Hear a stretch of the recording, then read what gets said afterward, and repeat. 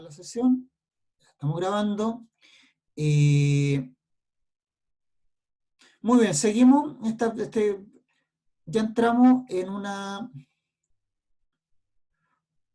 Seguimos la unidad 1, ¿cierto? Pero ya estamos entrando ya en cosas más concretas a nivel teórico, digamos lo que sería la psicología en sus contenidos, sus sistemas teóricos de la psicología. Hoy, en realidad hay que pensar que la clase de hoy y la de la próxima semana son una gran clase, ¿no? Entonces voy a hablar un poco del origen histórico de la psicología, pero yendo rápidamente al tema de que ustedes entiendan eso como un contexto o un soporte de los desarrollos teóricos de la psicología, ¿sí? Entonces eso es lo que me interesa. Vamos a ir eso cuando tengan una idea de dónde surge la diversidad psicológica. A ver, esto se puede mover, ¿cierto? Entonces, ¿cuál es el punto? ¿Qué hemos dicho hasta ahora?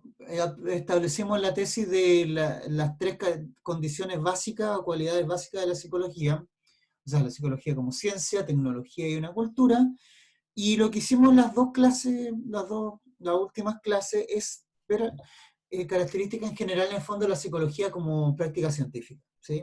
Definimos las condiciones, algunas condiciones generales de la ciencia, como la psicología se inserta en eso, y ascribimos a la idea de la psicología como eh, un campo científico diversificado en sí mismo. O sea, siempre voy a decir lo mismo, o sea, es más correcto pensar que en el fondo existen psicologías en plural, aunque también se puede decir así, la condición multiparadigmática de la psicología, ¿sí? Y cómo eso también podemos caracterizarlo desde afuera de la psicología, o sea, con su relación con sus campos vecinos, ¿cierto? Los campos biológico y sociocultural y antropológico. Entonces, para ver que la psicología no solamente es plural, por decirlo así, considerada en sí misma, sino que también no es independiente, lo psicológico, digámoslo así, definámoslo como sea, no es independiente de otros campos de realidad. En el sentido, como dice, lo que dice un poco Frigiredo, si ustedes lo recuerdan en el texto. Ahora, eso más allá del matiz que tiene este último autor, no es un problema. O sea, el problema es que, como dijimos la vez pasada, la psicología, digamos, o la ciencia social en general, se constituyeron a sí mismas bajo esta idea ilustrada de que la realidad puede ser descompuesta, dividida en campos separados, o en compartimientos estancos. O sea, que es como que nosotros podemos agarrar lo psicológico y diferenciarlo en sí mismo sin otra referencia a otros campos de realidad. Y lo que vimos en realidad es que mientras uno más estudia lo psicológico, más se da cuenta que en realidad no solamente es diverso, o sea, no podemos establecer no establecer un consenso y probablemente nunca establezcamos un consenso de qué es lo psicológico finalmente como un solo gran idea, fenómeno, o un solo gran paradigma de lo psicológico, sino que lo psicológico siempre está relacionado con otros campos. O sea, no existe fenómeno psicológico sin fenómeno corporal biológico. O también sin contexto sociocultural. Entonces siempre, a lo largo de la historia, han habido ese tipo de problemas por tratar de hacer esas reducciones.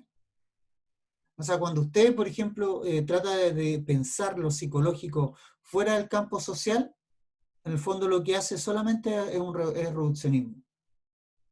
No es comprender el fenómeno psicológico como tal, separarlo de otros órdenes de realidad. Y uno puede decir lo mismo, por supuesto, a propósito de la sociología, en sus nexos con la psicología u otros campos, o con la antropología, etc. Fue más bien un punto de cómo se constituyeron las ciencias sociales, ¿sí? Eso es lo que hemos dicho hasta ahora. Ahora, a propósito de eso, quiero ahora volver un poquito al contexto sociocultural, sociohistórico en el que surge la psicología, para ir rápidamente a esta idea de comprender ya más en detalle la diversidad teórica de la psicología. Ahora que esto así, ya. Vamos, esto también es como, obviamente, me voy repitiendo un poco, pero en el fondo es como repitiéndome siempre en una especie de espiral, ¿no? O sea, ir a unas cosas que hemos dicho y agregar otras. Y volviendo a esta idea clásica, o sea, no se puede entender la psicología si no es como un producto de la sociedad moderna. No solo por esta pretensión de ser una ciencia, que no lo tuvo nunca otro saber sobre lo psicológico en la historia humana, sino que por lo que se cuaja, lo que implica la modernidad. Esta idea de que lo que implica en tanto una cultura que constituye, crea, si ustedes quieren, y democratiza la idea de ser un individuo. Ya, como habíamos dicho ya, uno puede caracterizar, y incluso la sociología misma, por ejemplo, se caracteriza de esa forma, del paso a sociedades tradicionales que tenían una visión mucho más colectiva de la realidad. O sea, los mismos sujetos se pensaban, eso es muy importante, a nivel de su propia experiencia, más como unos representantes de colectivos, más que como individuos por sí mismos. Entonces la modernidad es la que crea esa idea, y ese tipo de experiencia incluso, no es una idea, la experiencia de ser individuo, que es lo mismo que lo que sostiene Figueiredo de la idea de una subjetividad privatizada, de ser un individuo en sí mismo. ¿Sí? Y eso tiene que ver con, claro, un tipo de sociedad que no solamente crea individuos, sino que también es una sociedad más compleja y diversificada. A ustedes cuando le pregunten a los sociólogos, bueno, ¿qué es la sociedad moderna? Le van a decir que es un sistema eh, multifuncional y altamente diferenciado. O sea, la idea de, curiosamente, la idea de constituir una sociedad moderna y ser individuos son ideas que van de la mano. ¿Sí? Entonces, las sociedades modernas son sociedades cada vez más individualizadas, lo dije bien, sí, individualizadas y a la vez más diversificadas. Una idea implica otra. O sea, no puede haber individuos en una sociedad simple. O sea, para decirlo en una caricatura, una sociedad en que todos hagan lo mismo. O haya muy pocas actividades, digamos, diversificadas. Una Profe. ¿Sí? Y eso mismo tiene que ver, lo que yo entendía por lo que decía Figueiredo, como que daba a entender que eso apuntaba hacia que esa diversificación se debe como a la necesidad de, de una suerte de mercado humano, en el que cada uno busca especializarse y mostrarse de alguna forma, como venderse, como si uno fuera un producto en el fondo. Como que a eso apunta, ¿o no? Si no estoy mal, No, está bien. Eso ¿recuerdo bien? exactamente. Digámoslo así, esa es la, como diría Marx, es la base material de esto, ¿cierto? O sea, esto no se produce nunca por una cosa espontánea ni meramente voluntarista que los sujetos alguna vez dijeron, oh, bueno, ahora seamos una sociedad moderna, sino que tiene que ver con procesos de transformación histórica. Y esos procesos de transformación histórica implican transformaciones materiales, o sea, en cómo la sociedad se produce a sí misma. ¿Sí? Y es un poco lo que dice Marx, bueno, y otros autores también los padres de la sociología siempre apuntan a este hecho. O sea, siempre para ellos ¿Profe? la sociedad moderna, dame un segundo, bueno, Sí, sí. un segundito. Siempre para ellos estudiar las sociedades implica de inmediato estudiar las sociedades modernas, cómo las sociedades tradicionales se transforman en las sociedades modernas. Entonces, que es lo que deberían ver ustedes en segundo semestre, creo, tienen un ramo sobre teoría social. Sí, ahora sí, por favor. Ya, es que decía usted que la sociedad individualizada es diversa, como que no puede ser simple, ¿cierto? Ujú, Lo que no sé es cómo pasaron como de siervos, porque era como de los señores feudales, ¿cierto? ujú, ujú, Y de ahí ujú. pasaron a ser como individuos, pero no sé como qué proceso pasó entre medio para que tuvieran un cambio de pensamiento como sobre su persona. Bueno, es la transformación así material, lo que alude Marx, lo que alude Weber, lo que alude Durkheim, ¿cierto? De transformación de las sociedades tradicionales, lo que podríamos decir toda la sociedad de lo que llamamos Edad Media para atrás, ya. ¿Cómo se hace corte hacia las sociedades modernas? Bueno, hay transformaciones materiales, hay un cambio en los sistemas productivos. sea, en términos de Marx, se cambia de un sistema productivo feudal a un sistema que será básicamente propiamente capitalista, ¿cierto? La producción capitalista. Ahora, la producción capitalista, como decía el compañero, requiere la idea de individuos, porque en el fondo, y de individuos, y los individuos se piensan a sí mismos, aunque no sea cierto, se piensan como individuos libres. Y los individuos libres son los que pueden ir a vender su fuerza de trabajo. O sea, el capitalismo implica libertad. O sea, uno podría decir, pero no es una libertad absoluta, por supuesto. No, pero es la libertad con apellido, de ir a vender tu fuerza de trabajo. Porque ¿qué pasaba en la época feudal? El siervo no era libre de eso. El siervo pertenecía al terreno donde estaba el señor feudal. Era parte del decorado, digámoslo así, ¿no? No era libre de abandonar el terreno. Bueno, podía hacerse, pero era como que ahí se producían conflictos, te mataban, o habían guerras frente a eso. Tampoco era una cosa tan que los sujetos aceptaran tan de buena gana, ¿no? No sé si parece que eran más compañeros, ¿no? No, tanto admitido. Entonces, ese cambio de sistema de producción también implica un cambio, si ustedes quieren, a nivel de conciencia, como la idea de Marx, o sea que las relaciones sociales van cambiando tu conciencia. ¿Sí? Entonces, ese cambio de conciencia implica la idea de empezar a concebirse cada vez más como un individuo, pero es por un cambio social. Esos son los cambios fundamentales. Ahora, insisto, no es solamente Marx el que ve esto, son todos los padres de la sociología, por ejemplo, clásicos, apuntan a este hecho.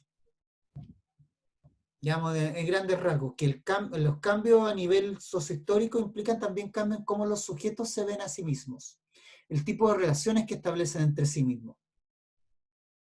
Entonces, ahí está Durkheim también, la idea de que pasamos de una solidaridad mecánica, o sea, que todos nos relacionamos casi de forma espontánea por los lazos que ya teníamos establecidos por tradición, a una solidaridad orgánica, que es decir, que los sujetos tienen cada vez la capacidad de ellos mismos de establecer relaciones, más allá de las relaciones que están dadas por tradición.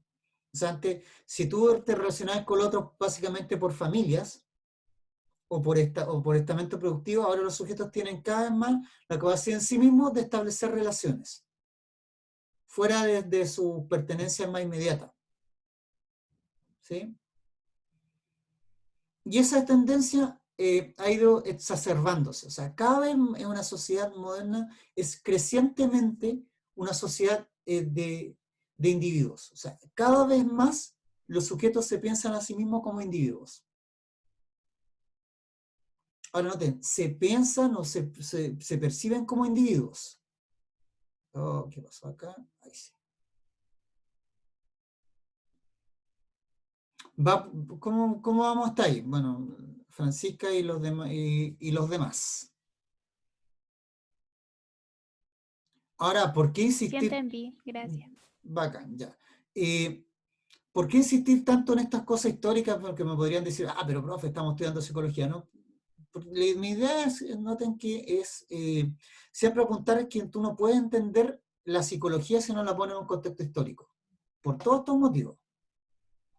O sea, lo peor que pueden hacer, o pensar la psicología así como una especie de, aquí está la psicología y actuamos frente a ella, como si la cosa estuviera siempre dada de antemano, sin ver el contexto histórico de su desarrollo, de sus preguntas, y no solo eso, sino que el surgimiento histórico también del propio sujeto de la psicología.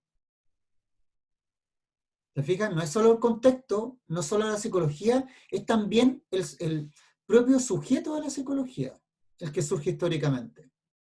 Y esa es una afirmación bien fuerte, pero que tienen que tenerla bien en claro. ¿Sí?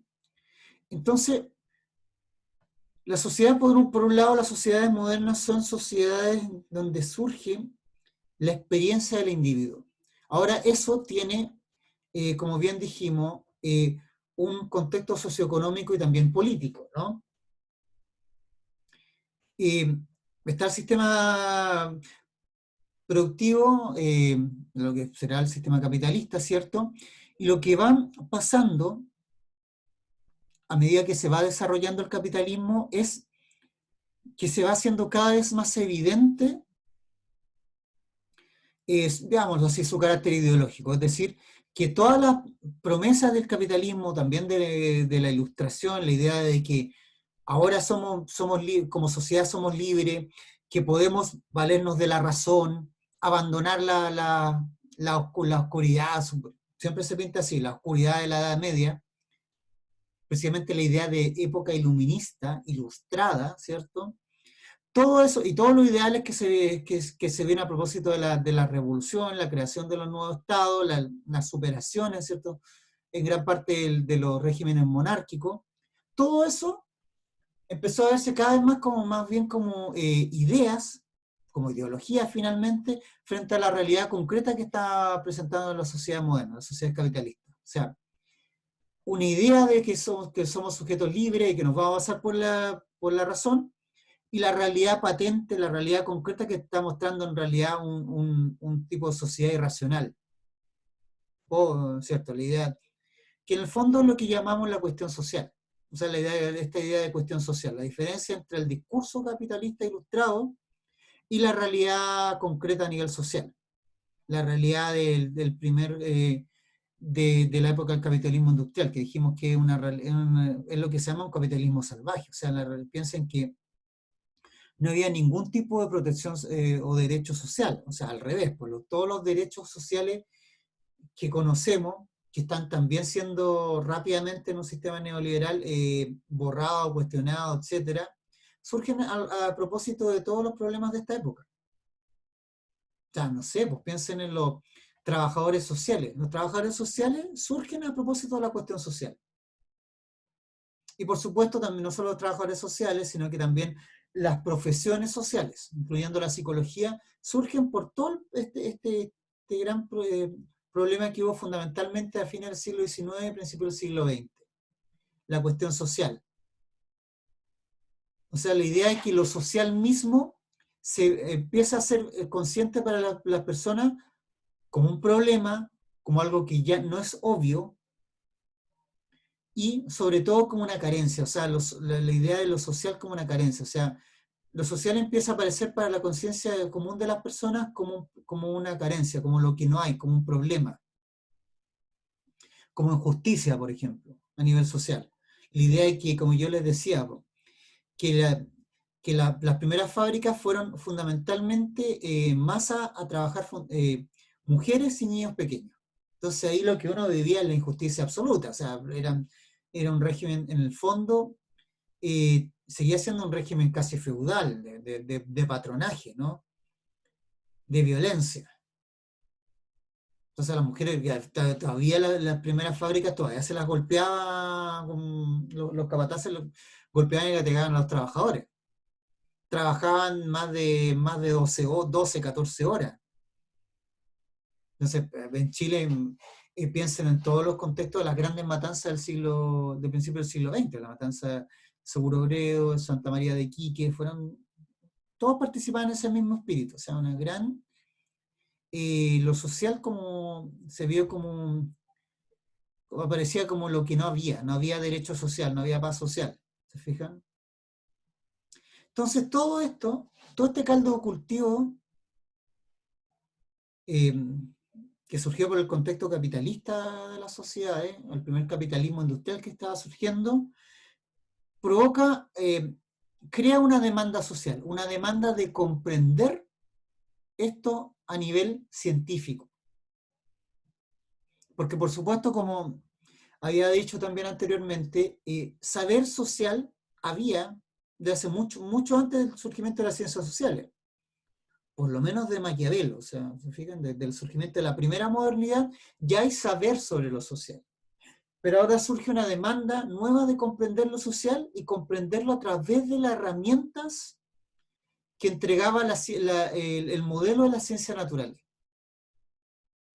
O sea, la promesa era que si las ciencias naturales habrían logrado un gran desarrollo, humanos, habrían entregado elementos incluso para realizar avances tecnológicos, lo cual no es tan obvio. Y obviamente, ese mismo saber, ese mismo canon de ciencia, puede ayudarnos a comprender en la cuestión social. Y eso es lo que ha dado origen a las ciencias sociales. ¿Sí? Así. Recuerden que pueden irme interrumpiendo. Ah, bueno, ahí queda mejor, ¿cierto? Me pueden ir interrumpiendo, digamos, si hay algún elemento, cosas que no se entienden o algo que parece ligeramente distinto a lo que hemos dicho hasta ahora. ¿Mm? Entonces, todo me interesa que vayan pensando cómo estas cosas se van relacionando, las distintas cosas, el contexto histórico. Esta es la cuestión social, lo social que aparece como un problema, como algo que hay que explicar, ¿cierto? A raíz de todos los conflictos sociales de esa época. ¿Y Profe, cómo? Ya, pregúntame al tiro, ¿sí? en un momento dijo que surgía como una demanda de comprender el modelo social a través de, y se me cortó. No Ah, se sé le qué cortó. fue. Bueno, de la ciencia, del modelo de la ciencia natural, Ah, ¿sí? ya. Sí, del modelo de la ciencia natural. Entonces fue la idea de repliquemos esto que está funcionando tan bien, al parecer, en el ámbito de la ciencia natural. Repliquemos ese método. ¿Mm? Profe, pero ¿quiénes Sí, pensaban así? O sea, como quiénes fueron los pioneros que dijeron que iban a poner la ciencia para ver lo de la cuestión social. bueno, los fundadores de las ciencias sociales, que lo voy a hablar de inmediato, que son todos, recuerden, todos podemos aludirlo a cierta racionalidad científica, ¿cierto? Que es el positivismo. Voy de inmediato con eso. Ya. Déjenme terminar una idea acá, para redondear, ¿cierto? Entonces, la subjetividad privatizada que llama Fideo, esta experiencia de ser individuo, pasa al mismo momento de que se crea esta cuestión, esta gran cuestión social, ¿sí? Y que se empieza a desarrollar el mercado, no solo el mercado, sino que el sistema de producción capitalista, ¿cierto? Se empieza a crear una nueva experiencia de uno mismo. De esta experiencia que llama Fideo la subjetividad privatizada, ¿no? De ser y estar como un individuo. Y eso tiene relación con, no solamente, pero fundamentalmente con el desarrollo del sistema capitalista. La idea del capitalismo crea individuos que son capaces de firmar contratos y de vender su fuerza de trabajo. ¿Mm? Ahora esto tiene otras relaciones también. Las sociedades modernas también no solamente establecen un nuevo sistema social de producción, sino que ese sistema social también implica una división de espacios. O sea, que se crean, a ver, porque las sociedades tradicionales, ¿qué es lo que ocurría finalmente? ¿Cómo era la economía de las sociedades más tradicionales? No había una clara diferencia entre el espacio público y privado. Las familias, por ejemplo, eran inmediatamente unidades de producción. Ahora ustedes me dirán, pero profe, ahora pasa lo mismo, por supuesto que pasa lo mismo, ¿sí? Antes la regla fundamental era eso, que por ejemplo una familia era una familia de alfarero y la familia alfarero era, claro, había vía pública y privada en la misma familia. La familia era a la vez la unidad productiva y reproductiva de la sociedad. Las sociedades modernas fueron separando esa función, fueron separando la distancia de lo público y lo privado, para que no crean que esa diferencia ha sido así siempre, ¿no? Entonces, volver al dato que dimos, o sea, no es raro que las mujeres hayan sido las primeras en ir a las fábricas. Ya. Pero una vez que fueron a las fábricas, curiosamente lo que empezó a pasar es que se fue creando esa división entre lo público y lo privado, entre la esfera más familiar y la esfera del trabajo y familia, ¿sí? Y esto pasó de forma transversal, o sea, en el siglo XX, Estados socialistas y los Estados capitalistas tenían en el mismo discursito de no hagamos que las mujeres trabajen, o sea, como que fueron mal, ¿cierto? Sino que hagamos que los trabajadores tengan un sueldo adecuado para poder mantener a sus casas.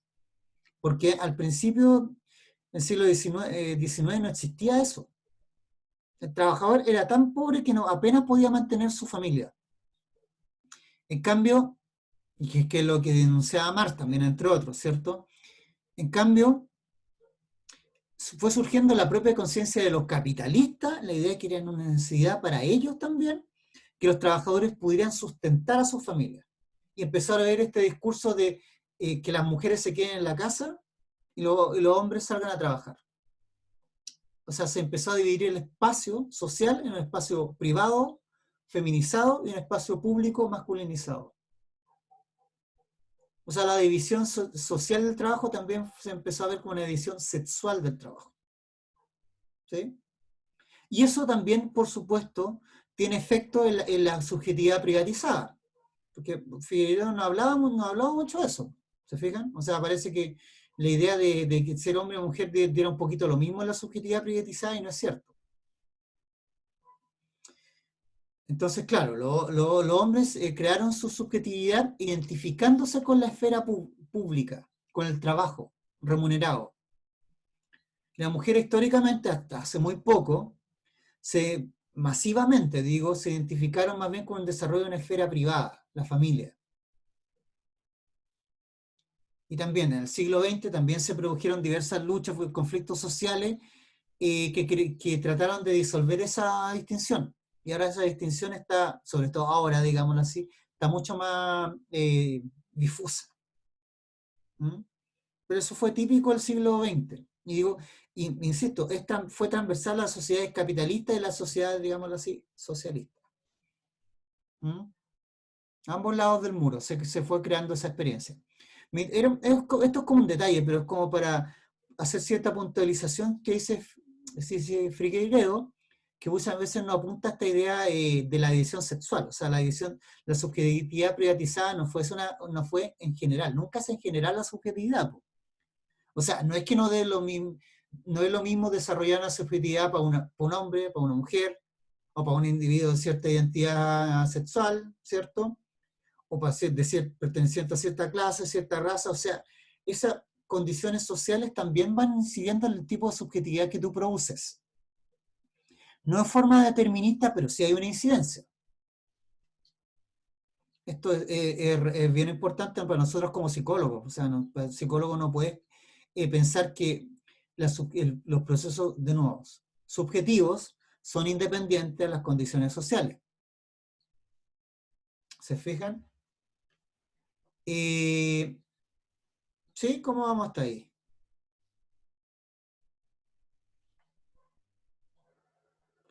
¿Profe? Sí, dígame, Krishna, ¿sí?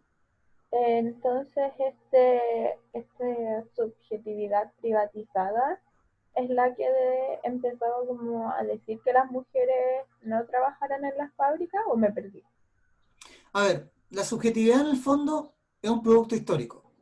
¿Ya?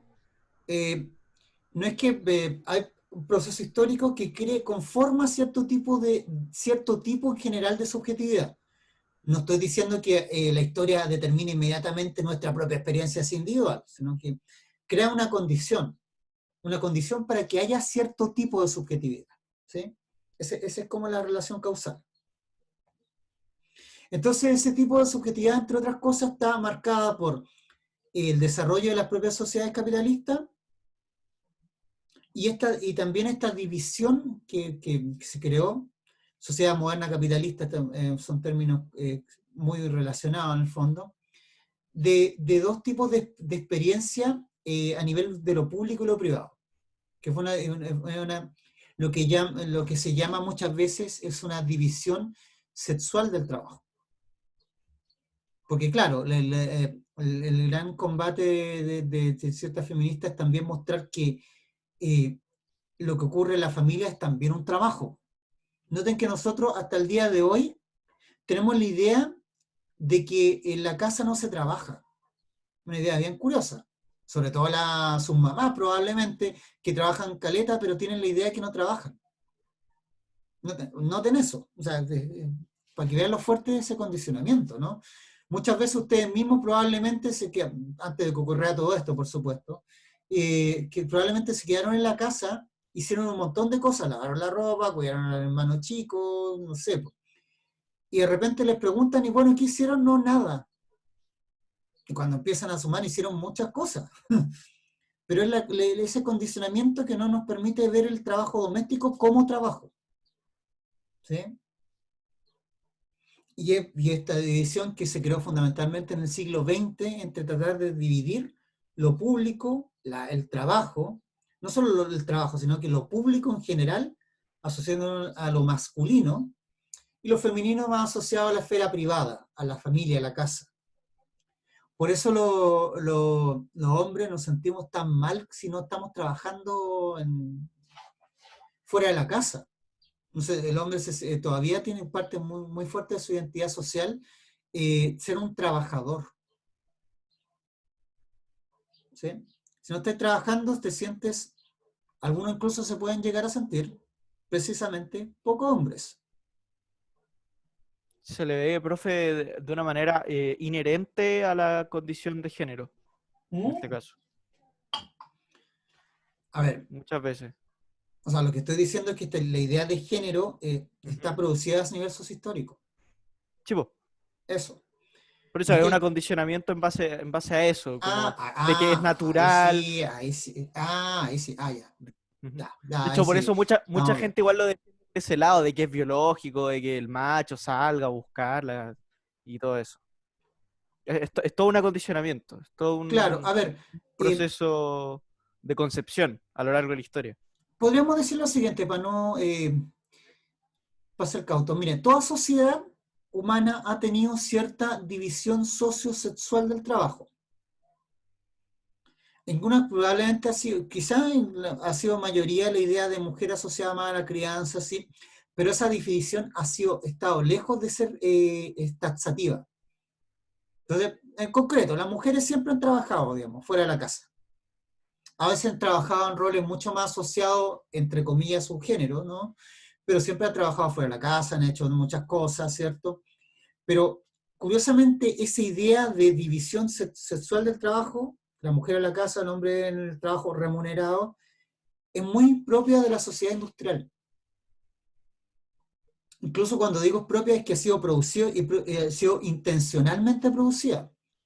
O sea, no sé, pues, es muy típico que ustedes ven que los estados, insisto, tanto capitalistas como socialistas, hicieron una política explícita para hacer que las mujeres no trabajaran fuera de la casa.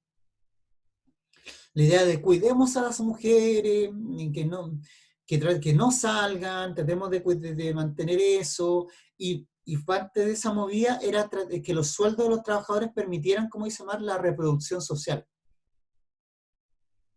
¿Sí? Para que las mujeres no tuviesen que, hay dolor de ir a trabajar. Eso tan histórico que ya a partir del año 70, o sea, cuando el capitalismo entra a una fase que podemos llamar neoliberal, es más complejo que eso, pero para que se entienda, ¿no? Cuando empieza a desarrollar el neoliberalismo a partir de los años 70, ya las mujeres empiezan masivamente a entrar al mundo del trabajo remunerado, productivo. Todavía en condiciones de más precariedad, pero entran ya masivamente. Y lo que ocurre ahora actualmente es más bien un conflicto de que todavía esa idea de género todavía pesa en las mujeres, y por eso las mujeres no es que no salgan a trabajar, sino que hacen lo que se llama una doble jornada de trabajo. En la casa y fuera de la casa. Y quizá ahora estamos entrando en otra época. Imagínense, ahora muchos salen, ¿no? Y otros trabajamos en la casa, como yo. Ahora, ¿se fijan? O sea, esa división, como digo, esa división sexual del trabajo es un fenómeno histórico. Es tan histórico que ahora, miren lo que estamos. Yo estoy trabajando desde mi casa. Y no desde ahora, en realidad hace mucho rato yo trabajo en mi casa. Un profe freelance, o sea, no, claro, salía a hacer mis clases, pero muchas veces mi trabajo era como lo podía hacer en un computador, lo hago acá, ¿se fijan?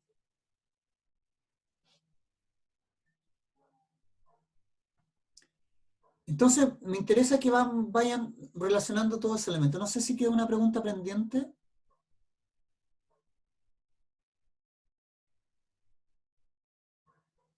Parece Parece que no. Profe, sí. Dígame. O sea, si puede explicar como lo que es el capitalismo neoliberal, como en sus palabras, que no lo entiendo muy bien. ¿Verdad? Sí. ¿Cómo lo damos? A ver, es para que se entienda. En realidad lo que ocurrió a partir del año 70 es un cambio en el propio orden capitalista, porque claro, es cierto que la Unión Soviética se fue al hoyo, ¿cierto? Se fue todo eso, pero también hubo una crisis profunda económica en el propio sistema capitalista, en el capitalismo, en la forma industrial, como ven ahí, de producción capitalista. Y esa crisis lo que creó es que el propio capitalismo, lo voy a decir así para que se entienda, el propio capitalismo cambió su sistema de producción, siguiendo siendo capitalista, por supuesto, ¿sí? Pero se cambió el modelo de producción industrial y se pasó a otro medio de producción no tanto dependiente de lo que pasaba en la industria, sino que más bien ahora dependiente mucho más de lo que pasa en el servicio. Entonces ahora estamos en un capitalismo de servicios. Ya no ligado tanto a lo que pasaba a nivel nacional, sino que ahora un capitalismo transnacional. ¿Sí? Y por otro lado, este capitalismo transnacional, lo que ustedes probablemente han escuchado bajo el término de globalización, también se caracteriza por un cambio a nivel político, que es un cambio en el fondo, que es lo que se llama propiamente neoliberalismo. El neoliberalismo es muy diverso, tiene muchas formas de instaurarse, pero en el fondo lo que implica es crear una especie de contrarreforma de los avances sociales que hubo en el siglo XX. O sea, la idea de que, por ejemplo, una cosa muy típica en lo neoliberal es la precarización del trabajo. ¿Qué se llama eso? Antes, en el capitalismo industrial, muy duro, por supuesto, pero los trabajadores tenían un trabajo fijo para toda la vida, relaciones estables con sindicatos muy fuertes, y una relación estable con sus propios empleadores. Eso es lo que se llamaba propiamente el empleo. Ahora se figura el empleo, o sea, el trabajo para toda la vida se ha perdido. Y los trabajadores tienen una relación mucho más precarizada, fluctuante, flexible con su trabajo. O sea, no sé si sus papás todavía son de la época en que han trabajado siempre toda la vida en el mismo trabajo. Probablemente ya no. Ya sus abuelos probablemente tuvieron un trabajo mucho más estable toda la vida. En cambio ahora, como regla, está la idea de vincularse de forma mucho más flexible, a través de contrato a plazo fijo, ¿cierto? O a través directamente de proyectos. La idea es que te contrato con un proyecto, terminaste el proyecto, chao, o te vuelvo a contratar de nuevo. La idea de los contratos son mucho más a plazo fijo, o derechamente tú no tienes contrato y lo que hace es boletear, ¿no? Ya, eso es lo que más o menos se entiende muy grosso modo como la idea neoliberal, la idea de que los derechos sociales retroceden y se leen como derechos individuales. Y también eso obviamente va aparejado en la ideología del individuo exacerbada. La idea de que cada uno se rasca con su propia uña, ¿cierto? El que puede, puede. Ustedes han escuchado toda esa idea. El que puede, es todo cosa de voluntad, ¿cierto? Usted tiene que todos tienen que ser empresarios, o como se dice ahora, emprendedores, ¿no? Esto es una cosa de época. Y todo eso se empieza a crear, a cuajar a partir de los años 70. Y Chile, como ustedes saben, fue vanguardia, digámoslo así, en ese proceso, como laboratorio. O sea, el primer país donde se crean estas reformas profundas neoliberales fue en Chile. Curiosamente en un contexto de dictadura. ¿Mm? Ya, profe, gracias. Ahora, como para ese tema ir directamente al otro. Y una de las características más fundamentales también del capitalismo de tipo neoliberal es la inclusión masiva, la inserción masiva de mujeres en el ámbito laboral. O sea, las mujeres siempre han trabajado en el ámbito productivo, ¿cierto? En lo que llamamos trabajo, ¿no? Pero desde los años 70 esa inserción fue masiva, por varios factores, ¿no? O sea, pasando incluso por la píldora anticonceptiva. o sea, por cosas incluso tecnológicas, ¿no? Masivamente, ahora las mujeres se insertan en el campo laboral, pero en condiciones igual generalmente más precarias que los hombres. Las mujeres también fueron un poquito, han sido un poco ejército de reserva por muchas cosas, por muchos experimentos neoliberales. Así estamos. Entonces, yendo para atrás de nuevo, entonces todo este contexto, la cuestión social, el capitalismo industrial del siglo XIX, siglo XX, son el contexto social lo que le da sustancia, sentido histórico a la creación de las ciencias sociales. ¿Sí? Aquí también vamos a apuntar a cierta idea. Para esta clase estaba Pérez, ¿o no? Profe, ¿lo puede repetir? Es que se me cortó justo, por favor. No, en realidad estaba haciendo simplemente la transición de ese tema, lo que estaba diciendo, a este tema. Ah, De ya. aquí vemos esto, ahora vamos a empezar a ver esto, la idea de la fundación de la ciencia social. O sea, todo lo que dijimos anteriormente es el caldo de cultivo, el contexto histórico de la fundación de las ciencias sociales. Ahora, para esta clase tenían que leer a Pérez, ¿no? Sí, ¿Leyeron a Pérez? sí. Ya. Profe, ¿Sí? una pregunta antes de que siga, que quizá es un poco tonta. A ver, las ciencias sociales no son lo mismo, o sea, cuando hablan de ciencias sociales no se refieren a lo mismo que cuando hablan de ciencias naturales, ¿cierto? No. No. No. Ah, ya. A ver, nombremos, nombremos ciencias sociales. ¿Cuáles son ciencias sociales? La psicología, como ¿Sí? las que están ahí, po, Sociología, está? antropología. en el segundo párrafo. No. Ya. Bueno, sí, economía, sociología, antropología, psicología, bueno, ciencia política, la lingüística. A veces, probablemente ustedes también escuchen el término ciencias humanas. ¿Sí? O Ya. ciencias humanistas también, ¿no? Claro, generalmente eso implica a las otras ciencias, pero también se alude, por ejemplo, a la historia. Que la historia se aleja un poquito más del modelo de las ciencias sociales. Pero en el fondo están muy Profe, relacionadas también, ¿sí? ¿y la pedagogía, por ejemplo? A ver, la pedagogía, a ver, obviamente ustedes imaginarán que también hay una discusión sobre si es una ciencia o no, ¿cierto? Yo diría que la pedagogía es una tecnología. Ahora esto, por supuesto, les advierto de inmediato, si un profe escucha esto, probablemente yo he hablado con profes, entonces hay profes que dicen que en realidad es todo al revés, que la pedagogía es una ciencia y las demás son nada, ¿sí? Pero también obviamente en este campo hay también una discusión, porque la pedagogía en rigor es claro, es una tecnología, sin desmerecer, sino que apuntando a la diferencia que yo mismo hice, y que apunta a una realidad que es muy difícil de medir. Hay ciencia, hay un desarrollo científico también de la pedagogía, muy relacionado con la psicología, pero que apunta, claro, a un gran saber, pero en realidad también pasa lo mismo que la psicología, ¿cierto? O sea, hay un saber, ¿cierto? Pero también está la práctica misma, pues, la práctica misma es el profe, que no poder reducirla a eso, sino que ya está en un campo tecnológico, y a veces incluso ni siquiera tecnológico. Es lo mismo que pasa con la psicología. La idea de los psicólogos pretende ser una ciencia, y a la vez tiene que afrontar realidades muy particulares, ¿no? Bueno, esa es la realidad constante de los profes, ¿no? Y también los profes surgen también en esta época, ¿cierto? En la pedagogía, porque en el fondo lo que pasa es que a fines del siglo XIX también surge la escuela moderna, tal como la concebimos ahora, o sea, la escuela básica, ¿cierto? La idea de educación general básica para toda la población también surge a propósito de la cuestión social. La idea es que porque también el capitalismo requería cuidar ciertamente una esfera familiar de reproducción, pero también requiere que los sujetos se formen.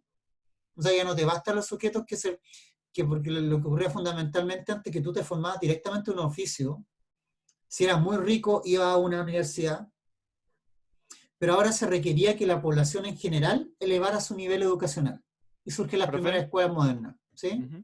Y ese es el proceso de las escuelas normales, ¿o no? ¿Normalistas? Normalistas es lo que se llamaba antes las escuelas de profe. Antes habían Ah, escuelas ya, de profe. verdad. Sí, así es. O sea, Verdad. recuerden que donde están, bueno, es triste decirlo ahora, pero donde está físicamente la escuela de psicología, era una escuela normalista. La escuela de Sí. Abelardo Núñez, ¿se acuerdan de eso? Ya. Ahora, claro, eso pasó a ser, se empezaron a unir, después eso da origen al pedagógico, ¿cierto? Que todavía existe y finalmente las funciones de profe son asumidas en ciertas licenciaturas, ¿cierto? Licenciatura en castellano, etc. Y tienen también el doble título, o sea, una licenciatura en castellano, por ejemplo, y después, con unos cursos, un título en el fondo profesional de profesor, de docente. ¿Sí? Vamos ahora, entonces estamos esto, el contexto es cómo surgen las ciencias sociales, y ahora apuntemos algunas cosas que señala el texto de Pérez, ¿no? La idea de que las ciencias sociales son fundadas, ¿se entiende eso? ¿Cierto? Lo habíamos dicho también en la primera clase. Las ciencias sociales se establecen, se instituyen con un ánimo de quiebre frente al saber tradicional, saber tanto el sentido común, pero también al saber filosófico. O sea, esa frase de Pérez, ¿cierto? Las ciencias sociales son fundadas con un ánimo fundacional. Esa frase significa eso, con una tradición de quiebre. O sea, no solamente de aquí hay algo nuevo, sino que esto nuevo que he fundado, las ciencias sociales como disciplina, dice Pérez, se hacen eh, polemizando o contra el saber filosófico anterior. ¿Sí? Esto queda más claro en el siguiente gráfico. ¿Se lo puedo poner? Acá está. Acá hay, no sé si ven bien obviamente esta PPT la voy a hacer algún arreglo y la vamos a ¿cómo se llama? Establecer, se las voy a pasar a través de Moodle, ¿no? Pero ¿qué me interesa ahí? La primera columna son pensadores clásicos, filósofos diríamos ahora, ¿no? Pero recuerden que en rigor los filósofos de la modernidad, cuando los vemos, no son solamente filósofos, hablaban de todo, pensaban de todo, como dice Pérez, ¿cierto? Y su problema era fundamentalmente preguntarse sobre los fundamentos de la realidad. ¿Se acuerdan cuando Pérez dice eso, cierto? La idea de, por ejemplo, Smith, personas muy distintas, Marx, Hobbes, Locke, etcétera, se preguntaban por las bases del conocimiento de la realidad. ¿En qué consistía la realidad? Si ustedes quieren, tenían preguntas ontológicas y epistemológicas, ¿no? Y consideraban a sí mismos, no tenían una sola especialización. O sea, tomemos el caso de Adam Smith, ¿no? Se ve como un pensador que fundamentalmente del orden económico, pero en realidad Smith también tiene reflexiones muy interesantes sobre el orden social, incluso sobre la psicología. Smith, por ejemplo, es muy conocido también por tener un tratado sobre los sentimientos morales. ¿Noten que es algo que linda con lo psicológico y con lo sociológico? Y también tenía reflexiones sobre el orden económico. Ricardo también, Marx mismo, ¿cierto? Marx mismo tomamos y tiene reflexiones a propósito atingentes a lo económico, pero también a lo histórico, incluso a lo psicológico en cierta área. Lo mismo todo es eso, todos los pensadores de la primera columna. Como dice Pérez, pensadores que reflexionaban sobre los fundamentos de la realidad. Cuando ocurre la fundación de las ciencias sociales, ocurre este fenómeno de división de especialidades, ¿no? Entonces, los fundadores de las ciencias sociales, que en el fondo también eran filósofos, por supuesto, lo que hacen es hacer este corte y tratar de establecer un orden diferenciado de realidad aplicando el método científico. O sea, se define un objeto, por ejemplo, la economía, totalmente, como una realidad totalmente distinta de lo psicológico y lo sociológico. Y a la vez esa realidad se pretende estudiar de una forma científica, utilizando el método de las ciencias naturales. Y recuerden, nuevamente, que la racionalidad que existía de la ciencia, o sea, los supuestos de la ciencia en ese momento eran los supuestos positivistas, del positivismo que se llama clásico.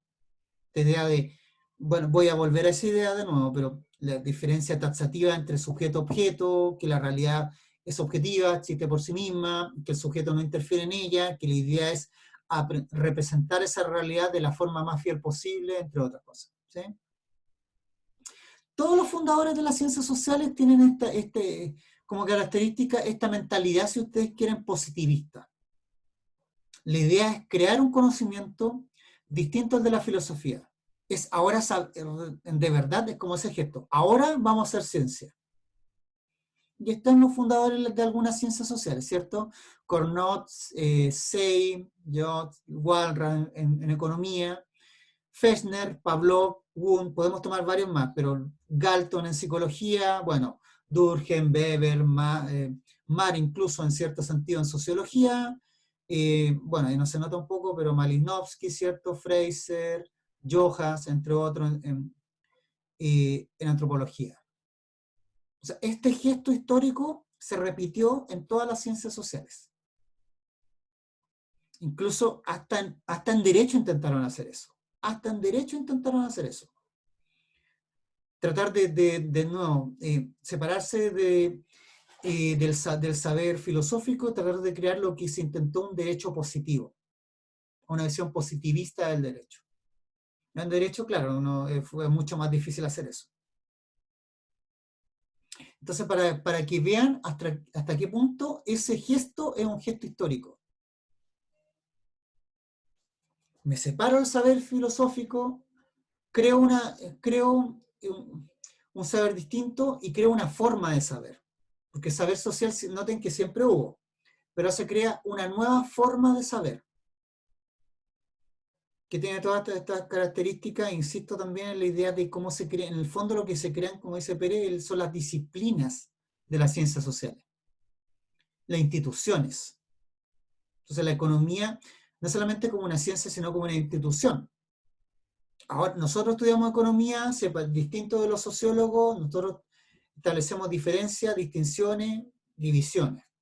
¿Sí? Profe, Dígame. un poco para complementar y recordar lo que es el positivismo, se refiere a un solo paradigma, una sola realidad, una sola concepción, un consenso absoluto sobre la verdad de la materia que se trata, ¿no? Sí, Esa es la idea. voy a ir a eso, Ya. Lo que pasa es que quiero Como dar unas para vueltas más. recordarlo. Sí, vamos a ir, yo creo que no sé si terminar la clase, ¿qué hora? Que el tiempo pasa volando, ustedes saben, 10:48. ¿Hasta qué hora? Ahora supuestamente tenemos clase. Quiero hacer como más o menos las 2 horas de clase, entonces son las 10:48, no, todavía me queda como 40 minutos, así que estoy bien.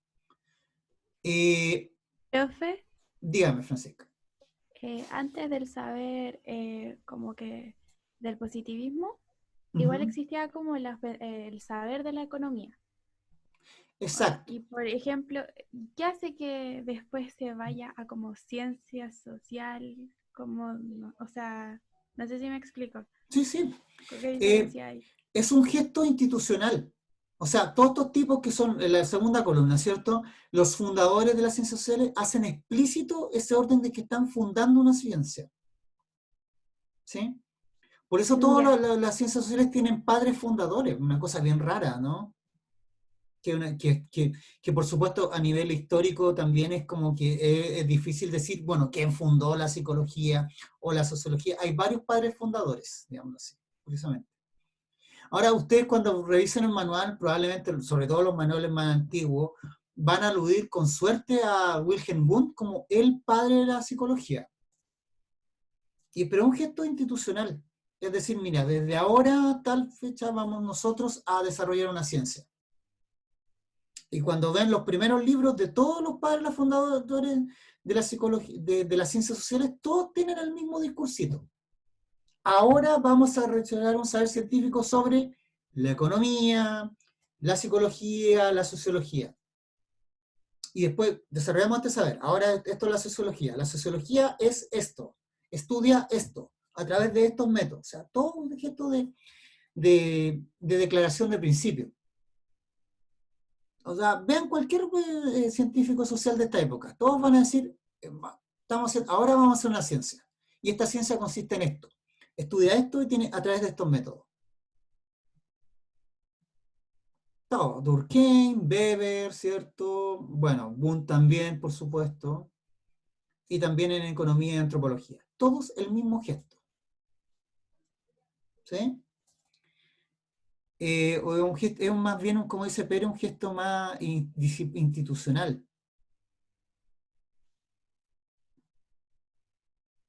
Eh, ¿Se va entendiendo eso? Muy Sí, Sí, bien. profe. profe. Ya, noten que son cosas que ya había dicho un poco, pero yo creo que es importante volver porque son, yo entiendo eso, igual son muchas cosas, ¿no? Pero para que vayan ustedes todos relacionando todo esto, todo este mono. Complementemos un poco más lo que habíamos dicho. Entonces, a través de un mapa visual del desarrollo intelectual del siglo XIX. Y pues para que vayamos integrando todo esto, ¿no? Hay algunos hitos, por supuesto puede haber muchos más hitos, ¿no? Pensemos siglo XIX, noten que el siglo XIX, ¿qué pasaba en Chile, digámoslo así?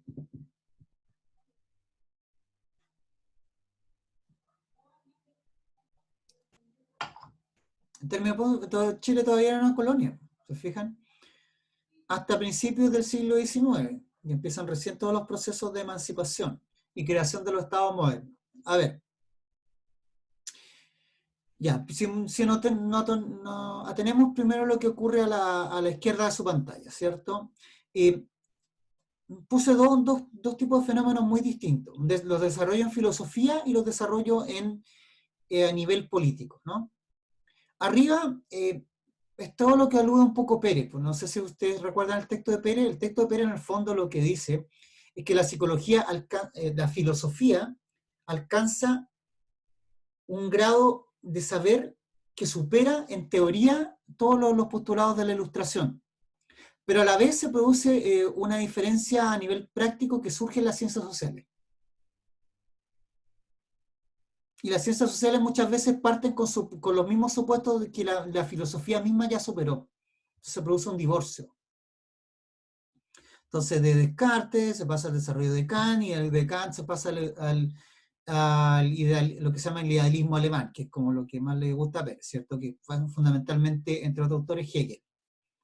Ellos desarrollan una concepción de la realidad mucho más sofisticada a nivel filosófico, por supuesto, teórico, de lo que sostenía la Ilustración más clásica, pero justo en ese momento surgen las ciencias sociales, por todo el contexto que habíamos dicho. Y las ciencias sociales retoman muchas veces los supuestos más clásicos de la Ilustración, en fondo el supuesto positivista. Todavía no se llamaba positivista, porque el término positivista lo inventa un poco después Augusto Comte, ¿sí? Que está también ahí. Pero eso es con lo que, ¿se acuerdan? Eso es lo que dice Pérez. Y en ese contexto empiezan a ocurrir las grandes movimientos, revoluciones a nivel social, ¿cierto? Sociopolítico, ¿no? Las revoluciones, o sea, la superación aparente del orden monárquico, el orden de las sociedades feudales, medievales, ¿no? ¿Cierto? El orden fundamentalmente monárquico es superado, se empiezan a crear los primeros estados modernos. Y empieza también a desarrollarse el capitalismo propiamente industrial, durante todo el siglo XIX, especialmente la segunda mitad. Entonces está todo ese caldo de cultivo, ¿ya? Entonces empieza a producirse este divorcio entre la filosofía y las ciencias sociales. Y las ciencias sociales, recuerden que empiezan a crearse tratando de emular, de imitar, digamos así, lo que ocurriría en el campo de las ciencias naturales. Entonces empieza a ocurrir todo este movimiento, ¿ya? Aparece fundamentalmente, entre otros, bueno, Comte, John Stuart Mill, ¿cierto? Empiezan a abogar por esta idea de que la ciencia, el saber social tenía que imitar el saber de las ciencias naturales, aplicar el método que tendría las ciencias naturales. Y ahí empieza a surgir el movimiento positivista en ciencias sociales, ¿sí? Bueno, paralelamente está Marx, están otras cosas, ¿cierto? Y empieza a acumularse toda esta tensión a nivel social durante todo ese siglo, ¿sí? Ahora, Ese es como el mapa general con respecto a la idea empieza a surgirse la idea del positivismo, de la necesidad de crear lo que después serán las ciencias sociales, ¿no? Ahora, para el caso de la psicología propiamente tal, es muy importante un hito en particular, que es la publicación en 1859 de El origen de las especies de Charles Darwin. Esa obra, digamos así, crea una gran conmoción en el campo intelectual en general, ¿sí? O sea, si bien antes de Darwin existían concepciones sobre la evolución de las especies, pensando en Lamarck, Buffon, incluso un chileno estaba ahí, el abate Molina, ¿cierto? Toda la idea de la evolución, que las especies evolucionan. Darwin establece una idea totalmente distinta de eso, ¿cierto? La idea de Darwin, bueno, no sé si saben en general, no es que haya una evolución. O sea, todas las especies en realidad están puestas en el mismo nivel, incluyendo el ser humano. Y lo que hay es una adaptación de cada especie a su ambiente en particular. No es que haya una evolución en el sentido de que hay una especie más evolucionada que otra, no. Para Darwin ese mono se borra, ¿sí? Y el fenómeno de adaptación es un fenómeno de la especie, ¿sí? Y esa concepción, en el fondo, se puede decir de forma mucho más extendida, pero la idea fundamental es que esa obra tiene un gran impacto en el campo intelectual en general y en el campo que será la psicología en particular.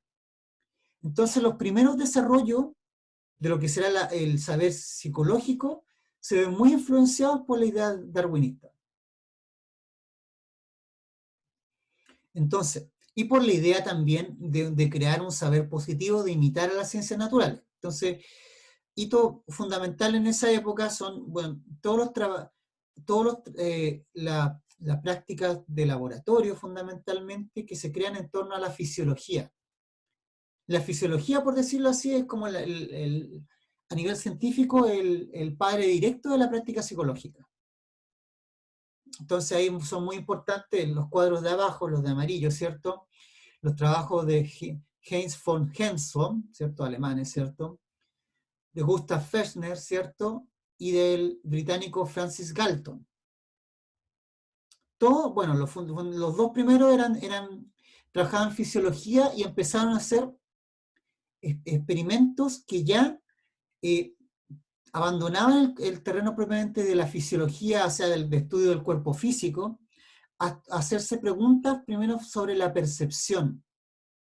Y ahí es el nexo que va a llevar después a Wilhelm Wundt, que era discípulo de Gelson, a estudiar propiamente tal la percepción y a decir él mismo que lo que va a hacer es estudiar científicamente lo psicológico. Entonces, por eso a Wundt se lo considera el padre de la psicología, pero en realidad él desarrolla un trabajo anterior, ¿se fijan? De Gelson fundamentalmente.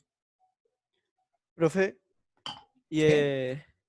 y en 1879 sería, con primer laboratorio de psicología se refiere a en el mundo, obviamente, como Wundt como padre de la psicología. Claro, el primer laboratorio propiamente llamado Laboratorio de Laboratorio y Psicología. psicología, Por perfecto. eso se toma como ese gesto, no es que es un gesto institucional. Ujú. ¿Mm? Y además la experiencia también se toma como fundador porque Wundt tuvo el mayor impacto en crear algo así como un saber psicológico.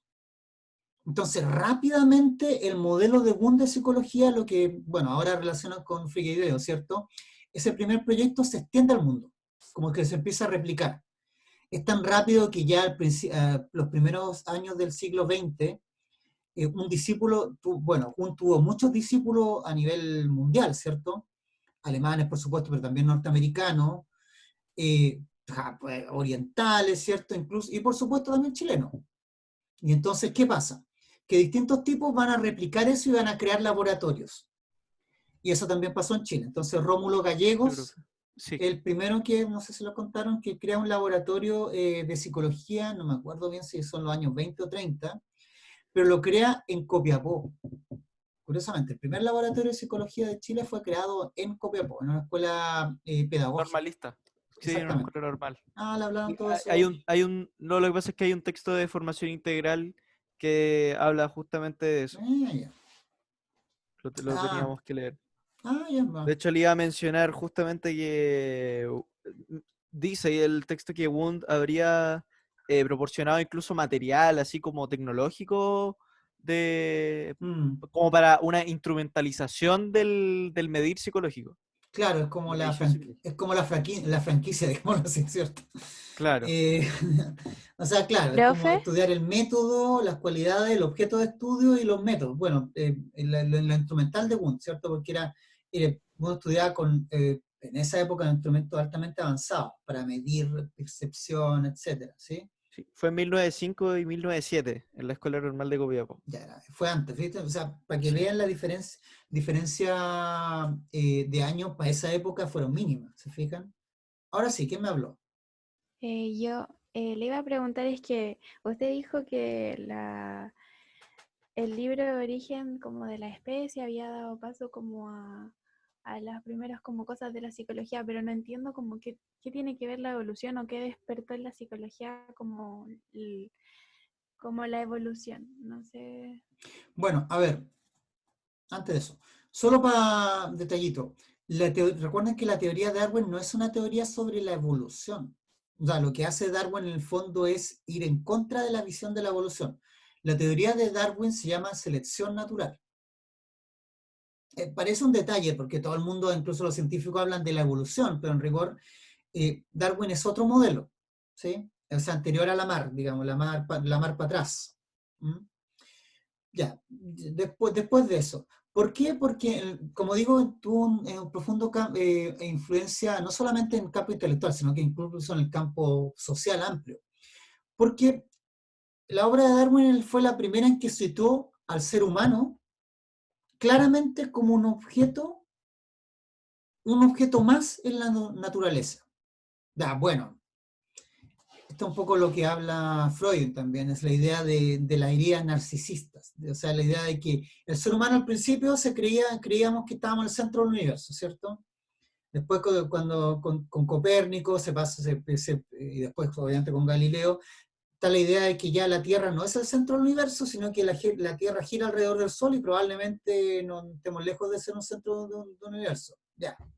Después de eso lo que hace Darwin es colocar, situar al ser humano claramente en el ámbito natural. Entonces, obviamente ahí, ese es como el nexo, digámoslo así, para decir, bueno, si el ser humano es un animal como cualquier otro, puede ser estudiado con los métodos de las ciencias naturales. ¿Me fijan? Entonces ahí, eso tuvo influencia fundamentalmente en los trabajos experimentales y los trabajos de orden fisiológico. Entonces, era nuevamente superar el idealismo filosófico, la idea, ¿cierto? La idea de que no, el ser humano tiene una especie de alma, no, tratemos de estudiar fundamentalmente el cuerpo porque el ser humano es un animal como cualquier otro. Entonces lo podemos estudiar con los métodos de la fisiología. Bueno, se empiezan a desarrollar saberes paralelo a eso, o sea, empieza a surgir la idea, empieza a surgir la zoología, y empieza a surgir también una zoología, se hablaba en esa época de una zoología humana. Entonces, eso va a dar origen, va a llevar como linaje finalmente a Wundt. Fundamental, bueno, Ya, profe, gracias. particularmente Henson. O sea, Wundt era discípulo de Hensholm, ahí sí, ¿sí? Eh, Eso, bueno, es como un método, es como un mapa bien básico, pero para que se entiendan eh, las relaciones, ¿no? Entonces está lo que dice Pérez, que la filosofía logra un gran desarrollo teórico, pero es superada en la práctica, en el fondo, por las ciencias sociales. No superada, sino que en el fondo es como dejada de lado. O sea, los desarrollos filosóficos más sofisticados no son considerados en la fundación de las ciencias sociales. La fundación de las ciencias sociales tiene supuestos mucho más simples, que son en el fondo los supuestos del positivismo. ¿Mm?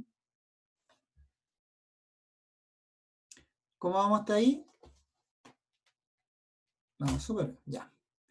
Ya, y aquí voy a decir algo nuevo, que no habíamos dicho antes, pero que probablemente ustedes ya han escuchado en otros ramos. No sé. A ver, ¿cómo se llama el ramo de metodología que tienen ustedes? Porque no se llama metodología de la investigación, tiene otro nombre, no creo que es algo así como fundamentos de la Fundamentos de la investigación. investigación, sí. Ya.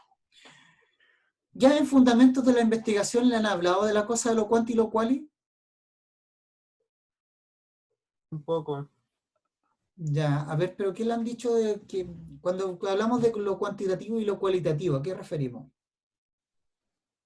O sea, no sé si lo han mencionado en totalidad, pero el profe una vez estaba haciendo preguntas para cuestionarnos si de verdad existe la verdad y esas cosas, pero no hemos llegado a lo que es cualitativo y cuantitativo.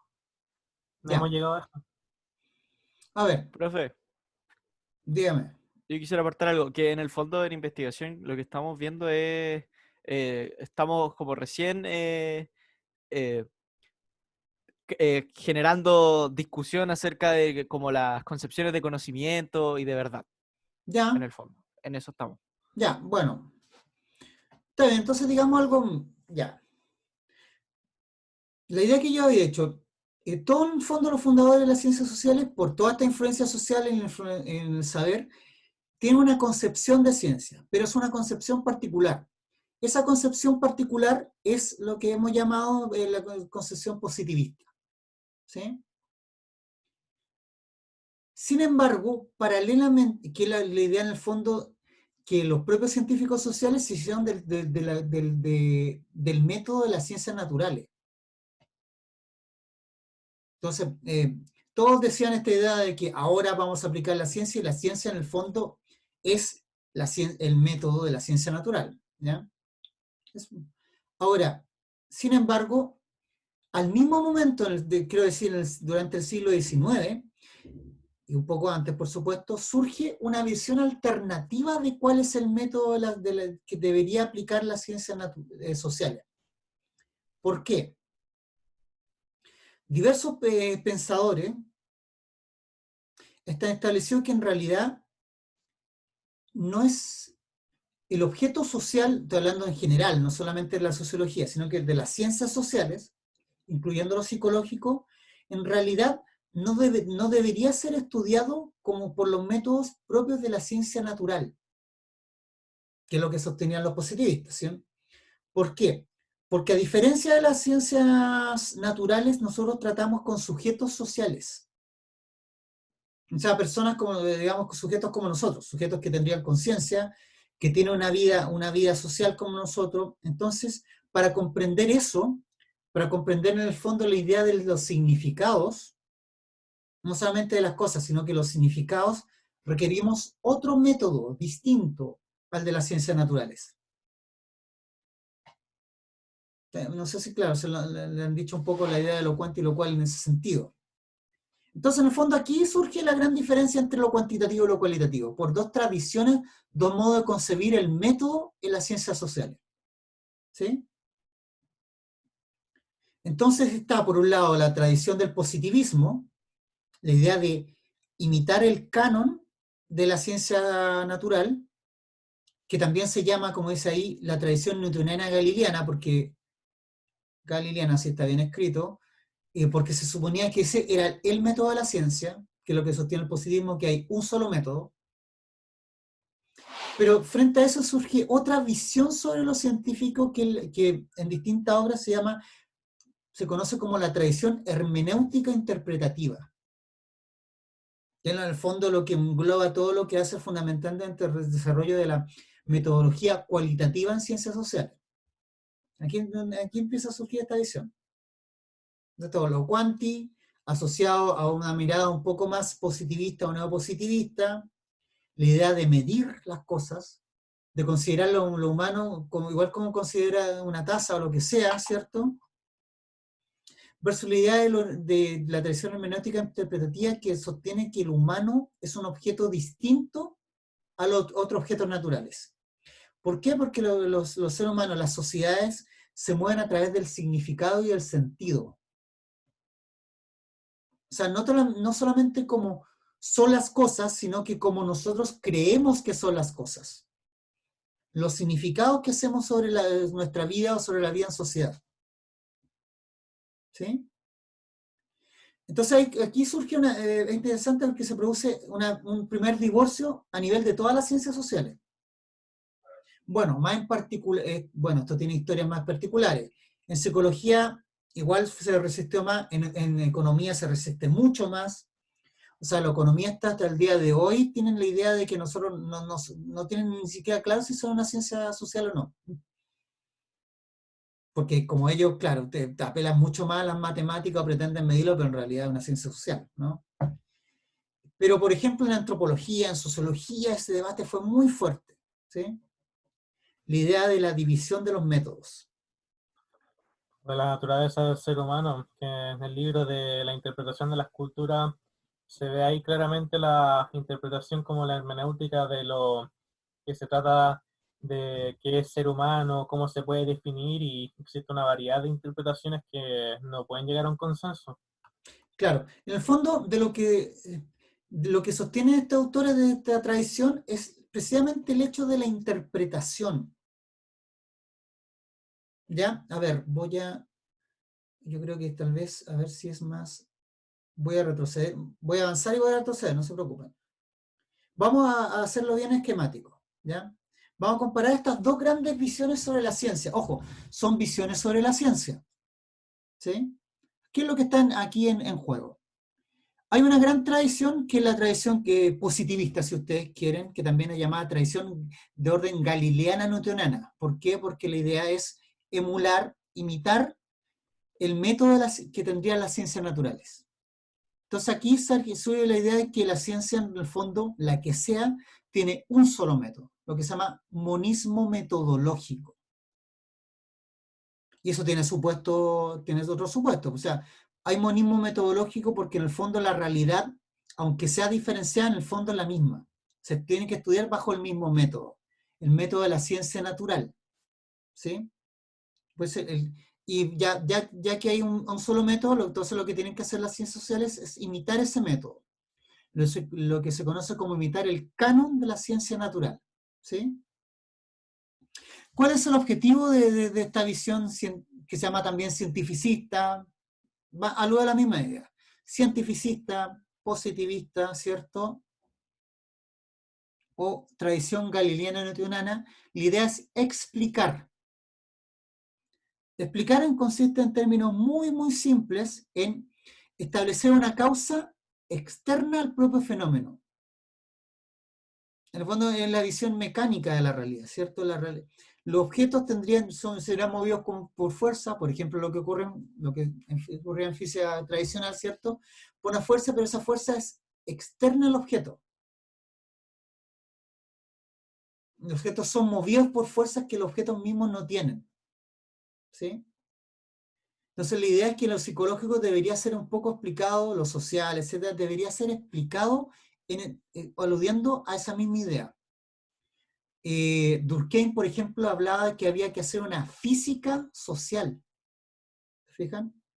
Es la misma idea. El sujeto de la ciencia, o sea, el científico, la científica, en realidad, la idea es que no aparezca. Recuerden lo que dijimos del positivismo hace unas clases, ¿cierto? La idea es como que reflejar de la forma más exacta posible esa realidad externa a nosotros.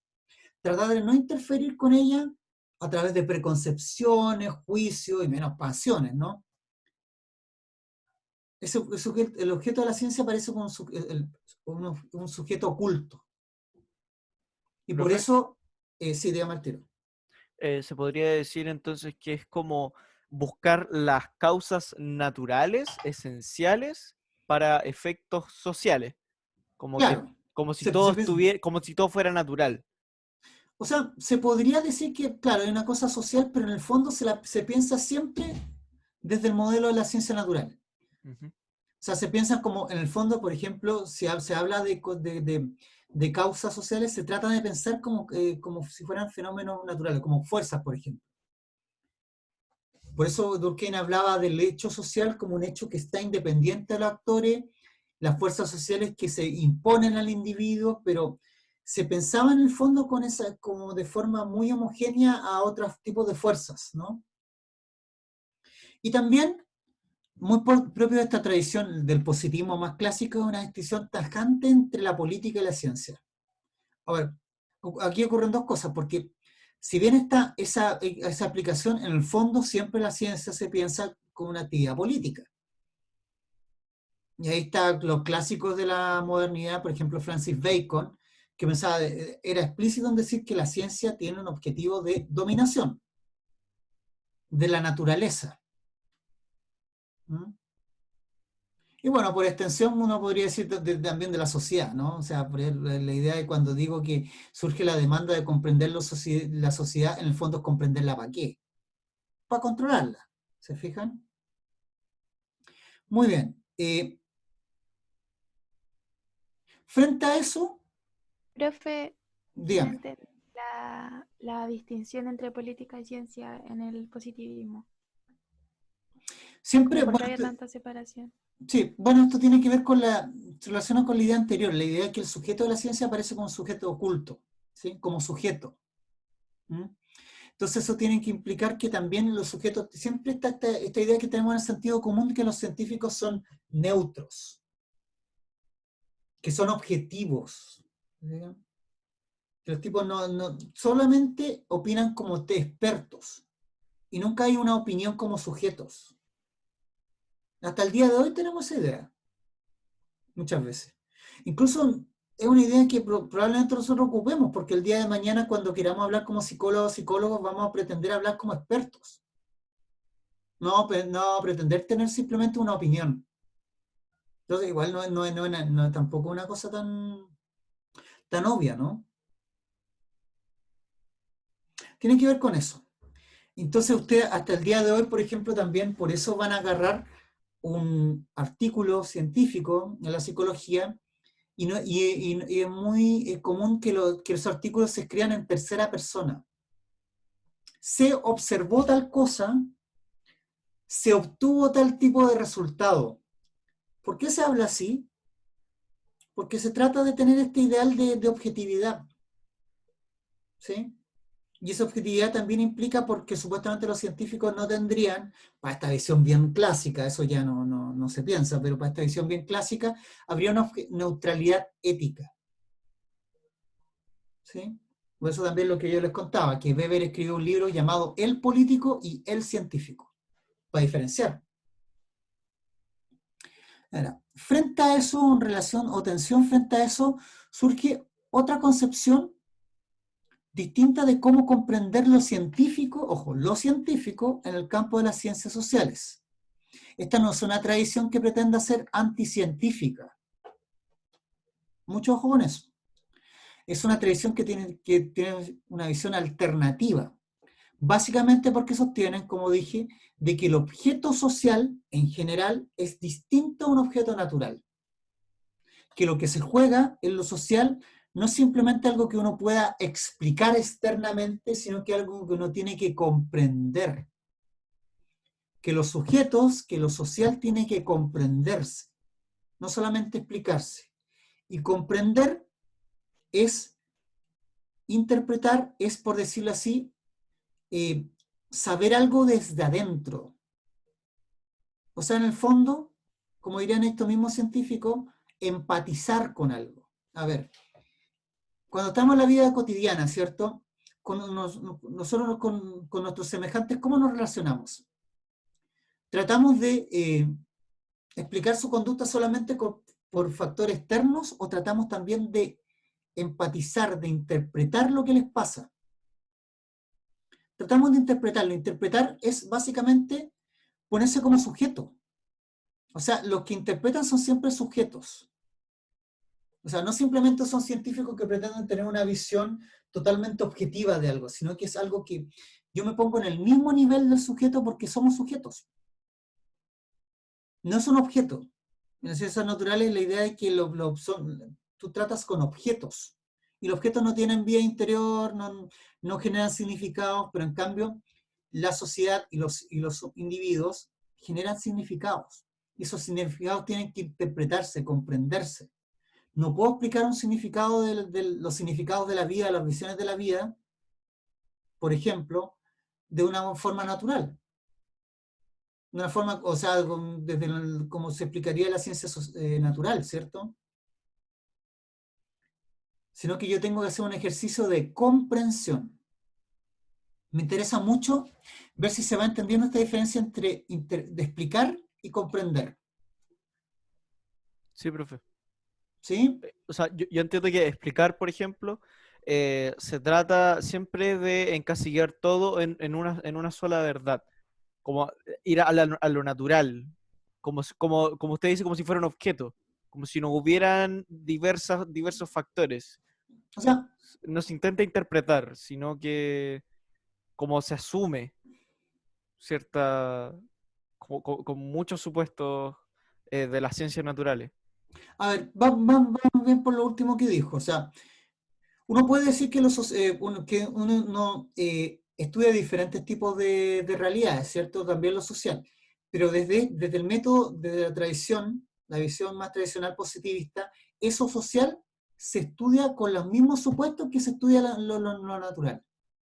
Porque para ellos no habría mayor diferencia a ese nivel en conocer un objeto social o un objeto cultural o protozoo o lo que sea.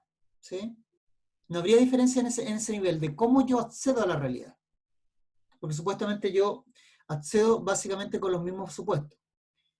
Hay objetos y yo tengo que conocerlo a través de un método científico. El método científico supone que es uno solo, el método de las ciencias naturales. Las ciencias naturales tienen esta idea de comprender los objetos más bien como si fuesen objetos, claro, independientes a mí como observador, que yo los estudio desde una visión objetiva, naturalista, en el sentido de estudiarlos como si fueran objetos de fuerzas. Por ejemplo, cuando ustedes estudian, o no sé si están estudiando los modelos experimentales, se establece eso, ¿cierto? ¿Se acuerdan de eso de yo establezco qué es lo que estoy observando? Una variable dependiente, ¿cierto? ¿Qué es lo que quiero, qué elemento quiero manipular para ver un efecto en esa variable dependiente? Una variable independiente, ¿cierto? Y trato de aislar todo otro elemento de perturbación. Ya. La pregunta es si eso, no, por supuesto, se pueden hacer experimentos, se hacen experimentos en ciencias, en psicología, eso estamos clarísimos, ¿cierto? Pero lo que decían en esta época es que, bueno, en realidad, ese tipo de método natural que tiene su representación más clara en el método experimental, no da cuenta ni de las sociedades ni de los individuos como en tantos sujetos, o sea, entes que generan significados sobre sus vidas. Ese significado no puedo analizarlo a través de un método experimental, tengo que interpretarlo, comprenderlo. O sea, yo mismo como sujeto, ¿y qué interpretar? Que yo como sujeto tengo que entender eso. O sea, aquí se borra un poco esa distinción que establecía antes de las ciencias naturales entre un observador y lo observado. Ya el comprender implica romper esa diferencia, porque yo mismo asumo que yo soy un sujeto y que el otro también es sujeto. Y que en tanto sujeto lo que tengo que hacer es comprender al otro. Entonces, esto es el origen de la tradición cuantitativa en el fondo y cualitativa. Lo Profe, cualitativo se define básicamente por esa idea de la comprensión. ¿Sí? hoy en día, como cuál es, para mí, por ejemplo, es más correcta la hermenéutica.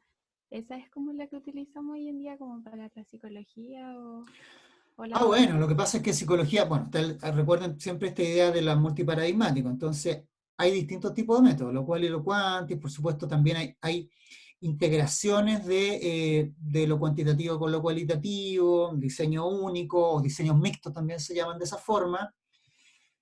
Lo que sí se hace superado afortunadamente esta distinción, porque supuestamente esta distinción fue muy fuerte, entonces había no, que en realidad lo hermenéutico no es científico, o lo otro es muy reduccionista, ya esa cosa está un poquito superada, ¿sí? Esa división tan estricta. Y en el campo Ya, gracias. de lo quali, bueno, es que en lo quali también, por eso tienen un ramo deberían tener dos, pero bueno, eh, de lo cual en el fondo hay muchos tipos de tradiciones también. O sea, el origen es esta idea hermenéutica, pero ahí está el hermenéutico, está la teoría empíricamente fundada, están los análisis de discurso, o sea, hay varias cosas tradiciones dentro de lo cualitativo. La etnografía, que es como un clásico de la antropología, como método clásico de la antropología, que se extendió a otras prácticas, ¿cierto? Que también es el mismo principio, es tratar de yo cómo comprendo una cultura. No puedo comprender una cultura con método experimental. lo que hago es yo como sujeto me inserto en esa cultura y trato de entender el sentido de esa cultura. Eso es básicamente la etnografía, muy básicamente, ¿no? Y claro, esto tiene distinciones, ¿cierto? Entonces, la división hermenéutica lo que dice es que hay un dualismo metodológico, que las ciencias sociales tienen que crear su propio canon, no simplemente copiar el de las ciencias naturales. Y aquí surgen las distinciones, ¿cierto? Las ciencias de la naturaleza, que tendrían un método particular, y las ciencias del espíritu, ¿cierto? Y el método sería particular. Si el método de las ciencias naturales fundamentalmente es la explicación, lo que en alemán se conoce como Erklären, ¿no? Y de las ciencias sociales sería el comprender, lo que sería Verstehen. Erklären, explicar, Verstehen, comprender. Y también está esta misma distinción, ¿cierto? Que yo se los dije una vez, ¿cierto? Como tensión de la psicología. Lo universal frente a lo particular, o, en términos más bonitos, lo nomotético, lo universal, la ciencia como ese saber que es general, ¿cierto? Y lo geográfico, estudiar lo particular. Es la misma idea. Ahora, no quiero darle tampoco un sentido moral a estas diferencias, no es que el positivismo sea así como malo, y el otro sea como, y acá están los buenos, ¿no? Tenemos también que tener cuidado con esa diferencia. Porque muchas veces, a nivel político, muchas veces, cada científico con supuestos súper distintos pueden tener distintos tipos de apreciación. O sea, bueno, lo que ocurría mucho en los años 70, ¿cierto? En la ciencia social había que ser positivista. Y el positivismo está asociado a un progresismo a nivel político. Entonces, pues, también ocurre al revés, pues, ¿no? También muchas veces muchas personas con estos supuestos hermenéuticos de repente son el colmo de conservadoras y reaccionarias. Entonces, tampoco, no es que asociemos uno como lo bueno con lo malo. Atención con eso, ¿ya? Pero me interesa mucho si se va entendiendo esta diferencia entre tradiciones. La tradición galileana, newtoniana, el positivismo clásico, y esta tradición hermenéutica interpretativa. También llamada Aristóteles, porque Aristóteles en el fondo tenía una idea también de ciencia de esto. ¿Qué más?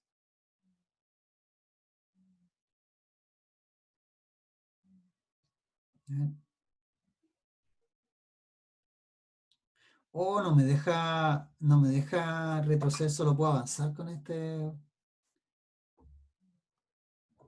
A ver, ¿sí?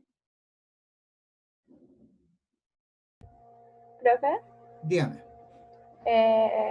¿va a hacer algún como break? ¿A qué hora empezamos la clase? ¿Esta? Sí. A las Las 9:30, 9:40. si no me equivoco. Llevamos 2 horas. 9:30, 9:40 o menos. Les propongo algo. Tratemos de avanzar 15 a 20 minutos más y terminamos la clase. ¿Ya? Es que no, en realidad, claro, como yo he calculado, en realidad esta clase es larga, en el fondo, y por eso decía que esta y la otra eran en el fondo una clase. Entonces, no sabía muy bien cuánto me iba a demorar con todas las cosas que estoy diciendo, ¿se fijan? Solo para redondear. Entonces la tradición hermenéutica interpretativa tiene todos estos antecedentes, ¿cierto? ¿De dónde surge esta tradición en concreto? De los trabajos de un filósofo del idealismo alemán que se llama Friedrich Schleiermacher, ¿no? Que es el fundador de la hermenéutica moderna. O sea, la hermenéutica es una tradición muy antigua. Es una tradición en el fondo de lectura de la Biblia.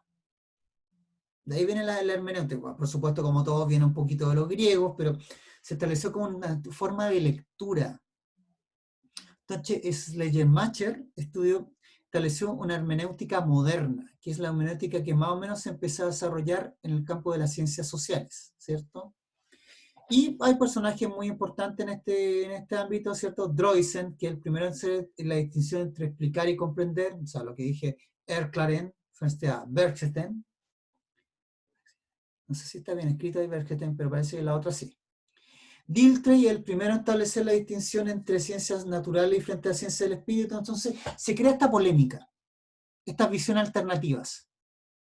Ahora, ¿qué tiene que ver todo esto con el cuento de las visiones distintas en psicología? Es que esta polémica, en el fondo, es la que da origen a las tradiciones o lo que se llama los paradigmas en ciencias sociales y en psicología en particular.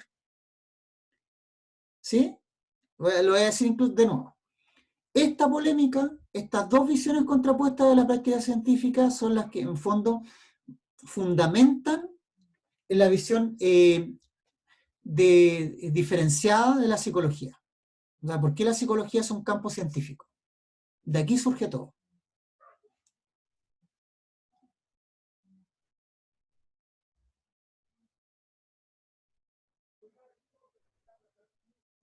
¿Cómo se ha pensado esta diferenciación? Y con esto termino. Como les decía, a través de la famosa idea de paradigma. Ustedes me dicen que ya la idea de paradigma ya la habían estudiado antes, ya se la habían nombrado, ¿no? Voy a terminar con esto. Sí, así como mucho. No mucho, no mucho, pero ya habíamos repasado como la idea de paradigma, pero en el tema de la ciencia, de cómo, por ejemplo, bueno, esto es parte de otra materia, de Sí, cómo, por por supuesto. ejemplo, el quiebre de un paradigma dominante en la ciencia, que está en ese momento se llamaría ciencia normal, produce una revolución científica. Eso es todo lo que hemos visto del Ya, paradigma. a ver, ¿qué es lo que pasa? Ya, eso, la idea de paradigma se originó en la epistemología, o sea, el campo de la filosofía de la ciencia. ¿Qué es lo que ocurre? Esa idea fue tomada por los científicos sociales para dar un poco cuenta de toda esta realidad interna diferenciada. Entonces, por eso en ciencias sociales es tan común hablar de la idea de paradigma. Ahora, ¿cuál es la idea original de Thomas Kuhn, cierto? ¿Cuál es el contexto? Thomas Kuhn, en un contexto de cuestionamiento, dentro de la filosofía de la ciencia, de cuestionamiento de, eh, precisamente del positivismo, ¿no? Del positivismo más clásico, se empieza a ver esta visión alternativa sobre la ciencia y empezó a ser más claro que la práctica científica no era solamente, no teníamos que estudiarla solamente como un saber o en términos lógicos, sino también en términos sociológicos, o sea, estudiar qué es lo que ocurre, cómo la ciencia cambia o se desarrolla a nivel de lo que ocurre en las comunidades científicas. O sea, no es, de nuevo, no es solamente ver la ciencia meramente como una actividad lógica. Entonces, dentro de todo ese ámbito, surge la figura de Thomas Kuhn, que en el año 1967, si no me equivoco, publica una obra fundamental que se llama La estructura de las revoluciones científicas. Y en esa obra introduce la idea de paradigma. Ahora, creo que también lo dije en una clase anterior, en realidad Kuhn no es muy sistemático para hablar de paradigma, Kuhn mismo digo, ¿no?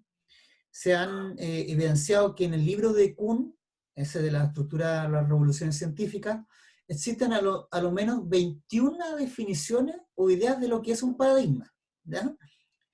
Pero para que no se asusten, en el fondo la idea fundamental es más o menos la que dijo el compañero. O sea, Kuhn sostiene que, primero, la ciencia es una actividad que se hace en comunidades. Nunca es una actividad individual, lo que habíamos dicho anteriormente. Ya, esas comunidades científicas se rigen en periodos normales por un paradigma determinado, que puede entenderse con los paradigmas como una serie de supuestos compartidos sobre lo que se estudia. Entonces, por ejemplo, Kuhn dice que un paradigma, por ejemplo, sería la visión de Copérnico sobre en física. Ese sería un paradigma, o sea, porque claro, son contenidos, pero también son supuestos sobre la realidad. Y los científicos estudian la realidad influenciados por un paradigma. Profe, ¿Qué es lo? Dígame. para simplificarlo más, son como bases o premisas con las que se comienza Sí, exacto. a estudiar. Ahora, bueno, insisto, esta es la idea de Kuhn, la original, digamos así, ¿cierto? ¿Qué es lo que ocurre? Lo que pasa es que los científicos van finalmente estudiando rutinariamente la realidad y van preguntándose a través de esos supuestos.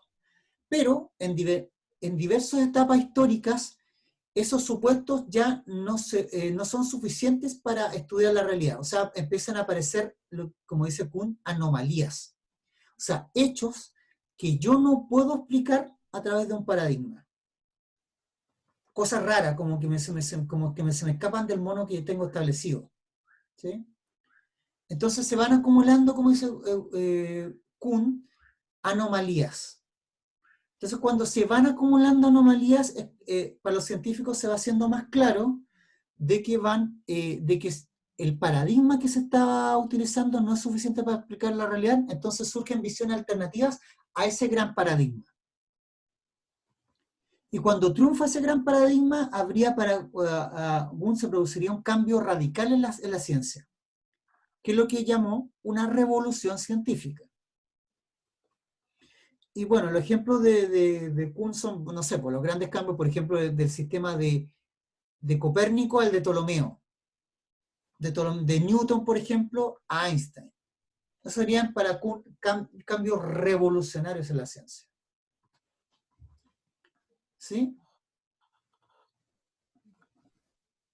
Ahora, no, esto ya lo vi.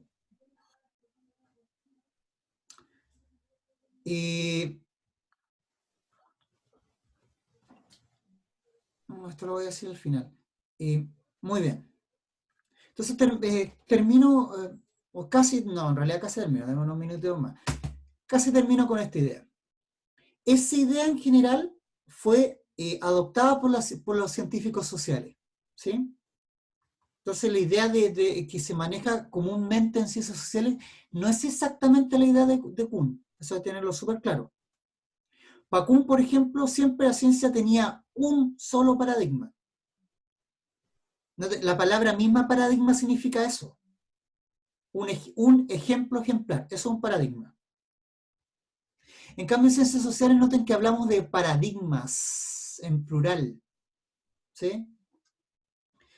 La idea que se conoce generalmente en ciencias sociales, la que se maneja entonces no es la de Kuhn, es la de dos autores que se llaman Guba y Lincoln.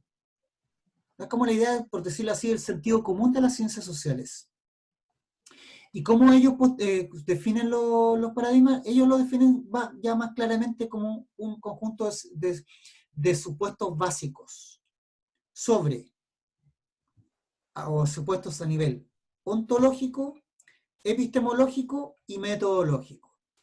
O sea, ontológico, ¿en qué consiste la realidad? ¿Sí? ¿Cómo son los sujetos que la estudian? Epistemológico, siempre la relación entre el sujeto y el objeto. Dado que yo concibo la realidad de tal manera, ¿cómo yo puedo estudiar o cómo puedo saber de esa realidad? Eso es la epistemología. Y la metodología ya es lo más concreto, ya. ¿Cómo yo me acerco básicamente a la realidad? Ok, definamos entonces ahora métodos para estudiar esa realidad. Ontología, epistemología, metodología. Ellos establecieron 4 tipos de paradigmas fundamentales en ciencias sociales. Insisto, obviamente, ustedes tienen que pensar que esto es una idea que pueden establecerse más paradigmas todavía o menos, pero es como una idea general con la que ustedes van a escuchar el término paradigma. ¿Qué paradigma establecieron ellos? Positivismo, pospositivismo, teoría crítica y otras teorías dentro de la teoría crítica y el constructivismo.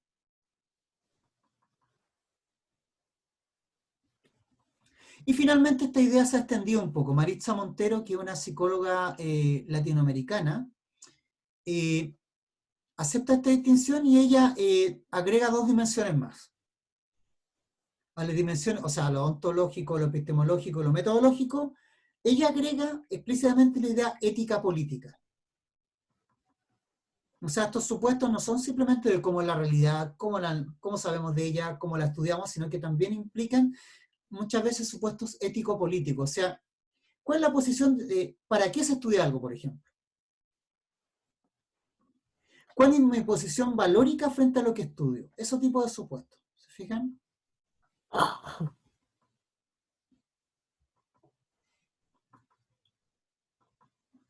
Profe, Dígame. me perdí un poco. Estaba estaba explicando lo de la hermenéutica y después se fue a lo que explicaba Kuhn, pero no entiendo por qué. Como Ya, ¿eran supuestos de la hermenéutica? no, a ver. ¿No? El salto mortal que di fue el siguiente. Mire. Están esas grandes visiones, esas visiones contrapuestas de la ciencia, ¿cierto? Que surgieron en el siglo XIX, la tradición positivista y la tradición hermenéutica interpretativa. Esa diferencia, a ver, voy a dejar de compartir un poco.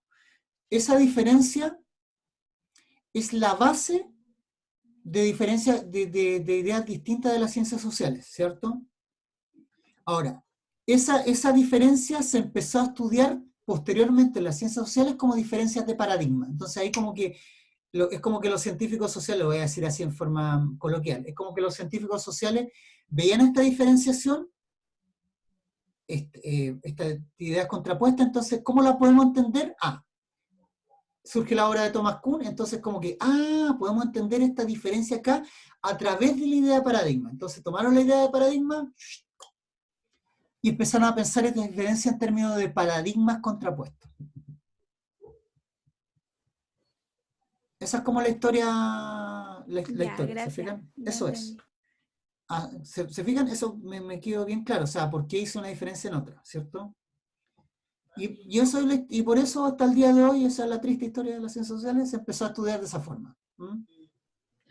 Y la idea fundamental de paradigma es, claro, Thomas Kuhn la entendió de cierta forma, pero esa idea en ciencias sociales se entiende de una forma un poco diferente. O sea, la idea, primero, paradigmas en plural, y esos paradigmas comprendidos como esta serie de supuestos fundamentales a nivel ontológico, epistemológico, metodológico y también, posteriormente, a diferencia de diferencias ética-políticas.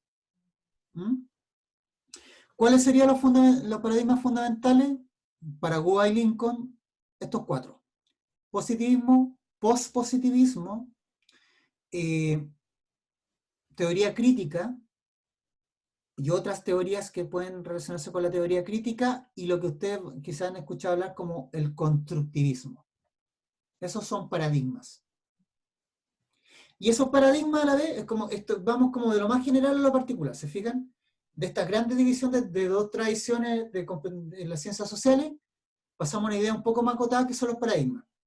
Y esos paradigmas fundamentalmente nos van a permitir entender ahora, más en particular, los sistemas psicológicos, o lo que llama Figueiredo los proyectos psicológicos, o si ustedes quieren, los sistemas teóricos de la psicología.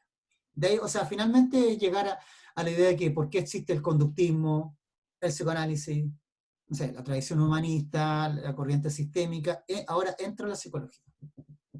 Profe, Krishna, sí, dígame. pero ¿cuál era la diferencia entre lo que decía Kuhn y lo que establecieron Guba y Lincoln?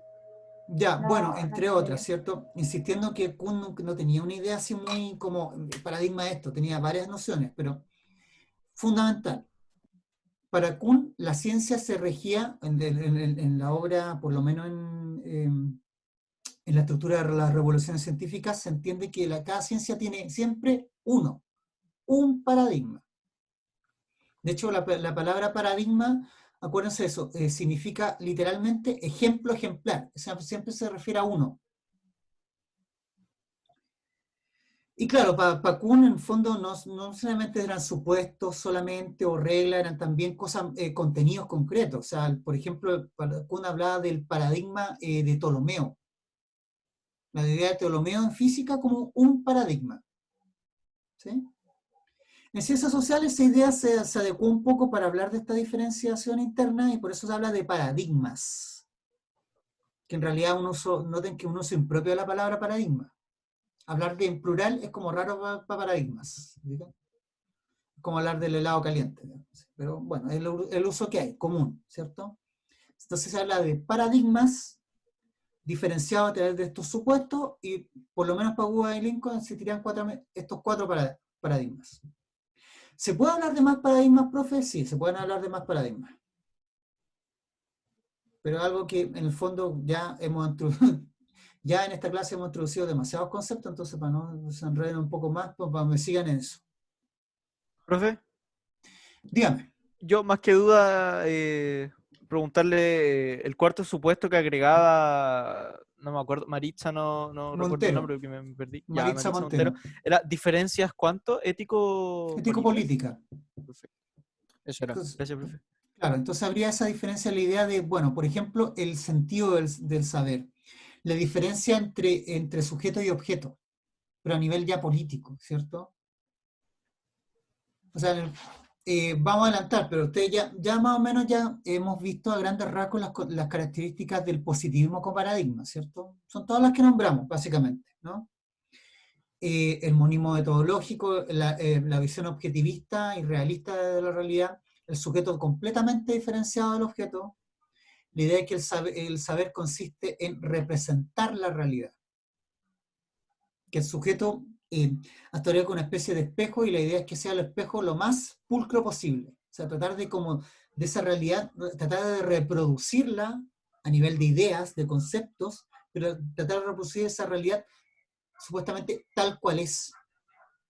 Eso es el positivismo clásico. El neopositivismo, en el fondo, es un ayornamiento, es, digamos, suplir una idea, es moderar en el fondo el positivismo. Es mantener alguna idea, pero moderarse su extremo. Y frente a eso, bueno, después, yo creo que a esta altura lo vamos a ver en la próxima clase, surge de la tradición de la teoría crítica, que la vamos a relacionar con ciertos autores en particulares, y el constructivismo. Y de ahí, decir muy brevemente, simplemente presentar las corrientes psicológicas. Ahora no teman, porque ustedes van a tener en el segundo o tercer semestre, si es que todavía existe Chile y el mundo, un ramo que se llama métodos y modelos y teorías en psicología. Y ahí, en mucho más detalle, vamos a hablar del conductivismo, del psicoanálisis, de la corriente humanista, sistémica, cognitivismo, etcétera, etcétera. Ya, no se queden, por favor, con ninguna duda o comentario. Este es el momento de hacerlos.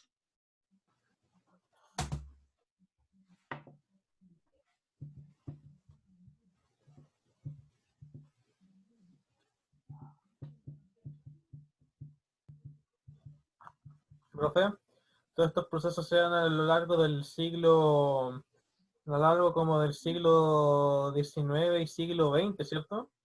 A ver, bueno, a ver, en términos más estrictos, la diferenciación entre estas dos grandes concepciones de la ciencia es fundamentalmente aparece en el siglo XIX, ¿sí? Ya. En el momento paralelo a la fundación de las ciencias sociales, ¿cierto? En el siglo XX, por supuesto, se van dando más polémicas, cada tradición se va enriqueciendo, ¿cierto? Bueno, el positivismo más clásico va siendo claramente cuestionado, va apareciendo un neopositivismo, todos estos siglos XX, y van apareciendo estos otros paradigmas distintos. Bueno, esta idea, por ejemplo, en cosas más, el constructivismo aparece más bien en años 50, 60, ¿cierto? Bueno, la teoría crítica es anterior, es una escuela la teoría crítica, probablemente ustedes la han escuchado, asociado a un grupo de investigadores que se llama la Escuela de Frankfurt, ¿cierto? Que todavía existe, aunque algunos se lo olvidan. Entonces, claro, esto de desarrollo siglo XIX, y todo el cuento de los paradigmas se va fortaleciendo y desarrollando durante el siglo XX, hasta llegar en el siglo XXI, en que por supuesto hay otras cosas, pero por ahora, para que se entienda el mono básico, es ese. Muy bien.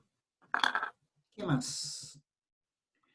Entonces, la próxima clase lo que tenemos que hacer es hablar de, ya, habiendo comprendido todo esto, entonces vamos a decir, mira, estos son los paradigmas, ya presentamos el paradigma, ya, esto es el positivismo, se relaciona con esto es la teoría crítica, esto es el constructivismo, y diferenciándolos a nivel de supuesto ontológico, epistemológico, ético-político. Yo tenía entendido que ustedes van a leer a Guba y Lincoln, o deberían por lo menos según lo que he visto en los programas, parece que lo tienen como lectura en metodología. Todavía no estoy seguro. ¿Metodología se refiere a fundamento de la investigación o en el ramo Sí, que es hay que, en el... es que ahí se me cae el carnet. Sí, En no mis se preocupe.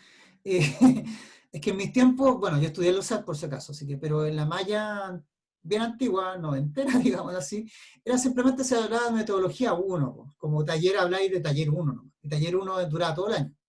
Es lo mismo, pero no estaba esta cosa de TFI 1, TFI 2, pero en el fondo era exactamente lo mismo.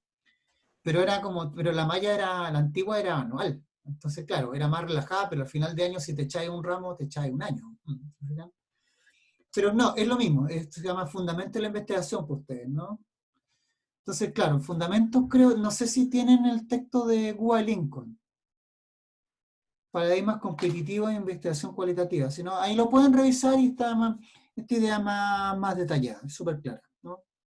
Pero yo me voy a referir un poco a eso, y el que quiera revisarlo puede revisar ese texto para profundizar. ¿Qué más? Ahora como obligatorio, por lo menos durante este mes o quizás este semestre, tenemos solo a Murillo y Stengers. Quizás la lectura complementaria tengamos a Guy Lincoln. Puede ser. Es probable, es altamente probable. En otro ramo, en algún lado yo creo que va a aparecer. Eso es como, esos clásicos siempre caen en algún lado. Que de repente uno confía que caiga en algún lado, no cae en ningún lado, pero ahí para que puedan tener esa...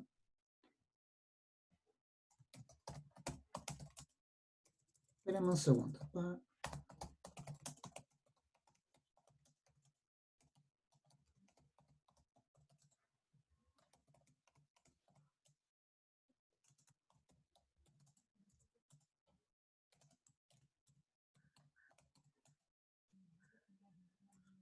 Siempre me equivoco cómo se escribe Lincoln, pero es como Abraham Lincoln. Está mal escrito por si acaso. No se escribe así, pero para que lo busquen. ¿Ya? Es el texto como clásico de ellos, un paper, ¿no?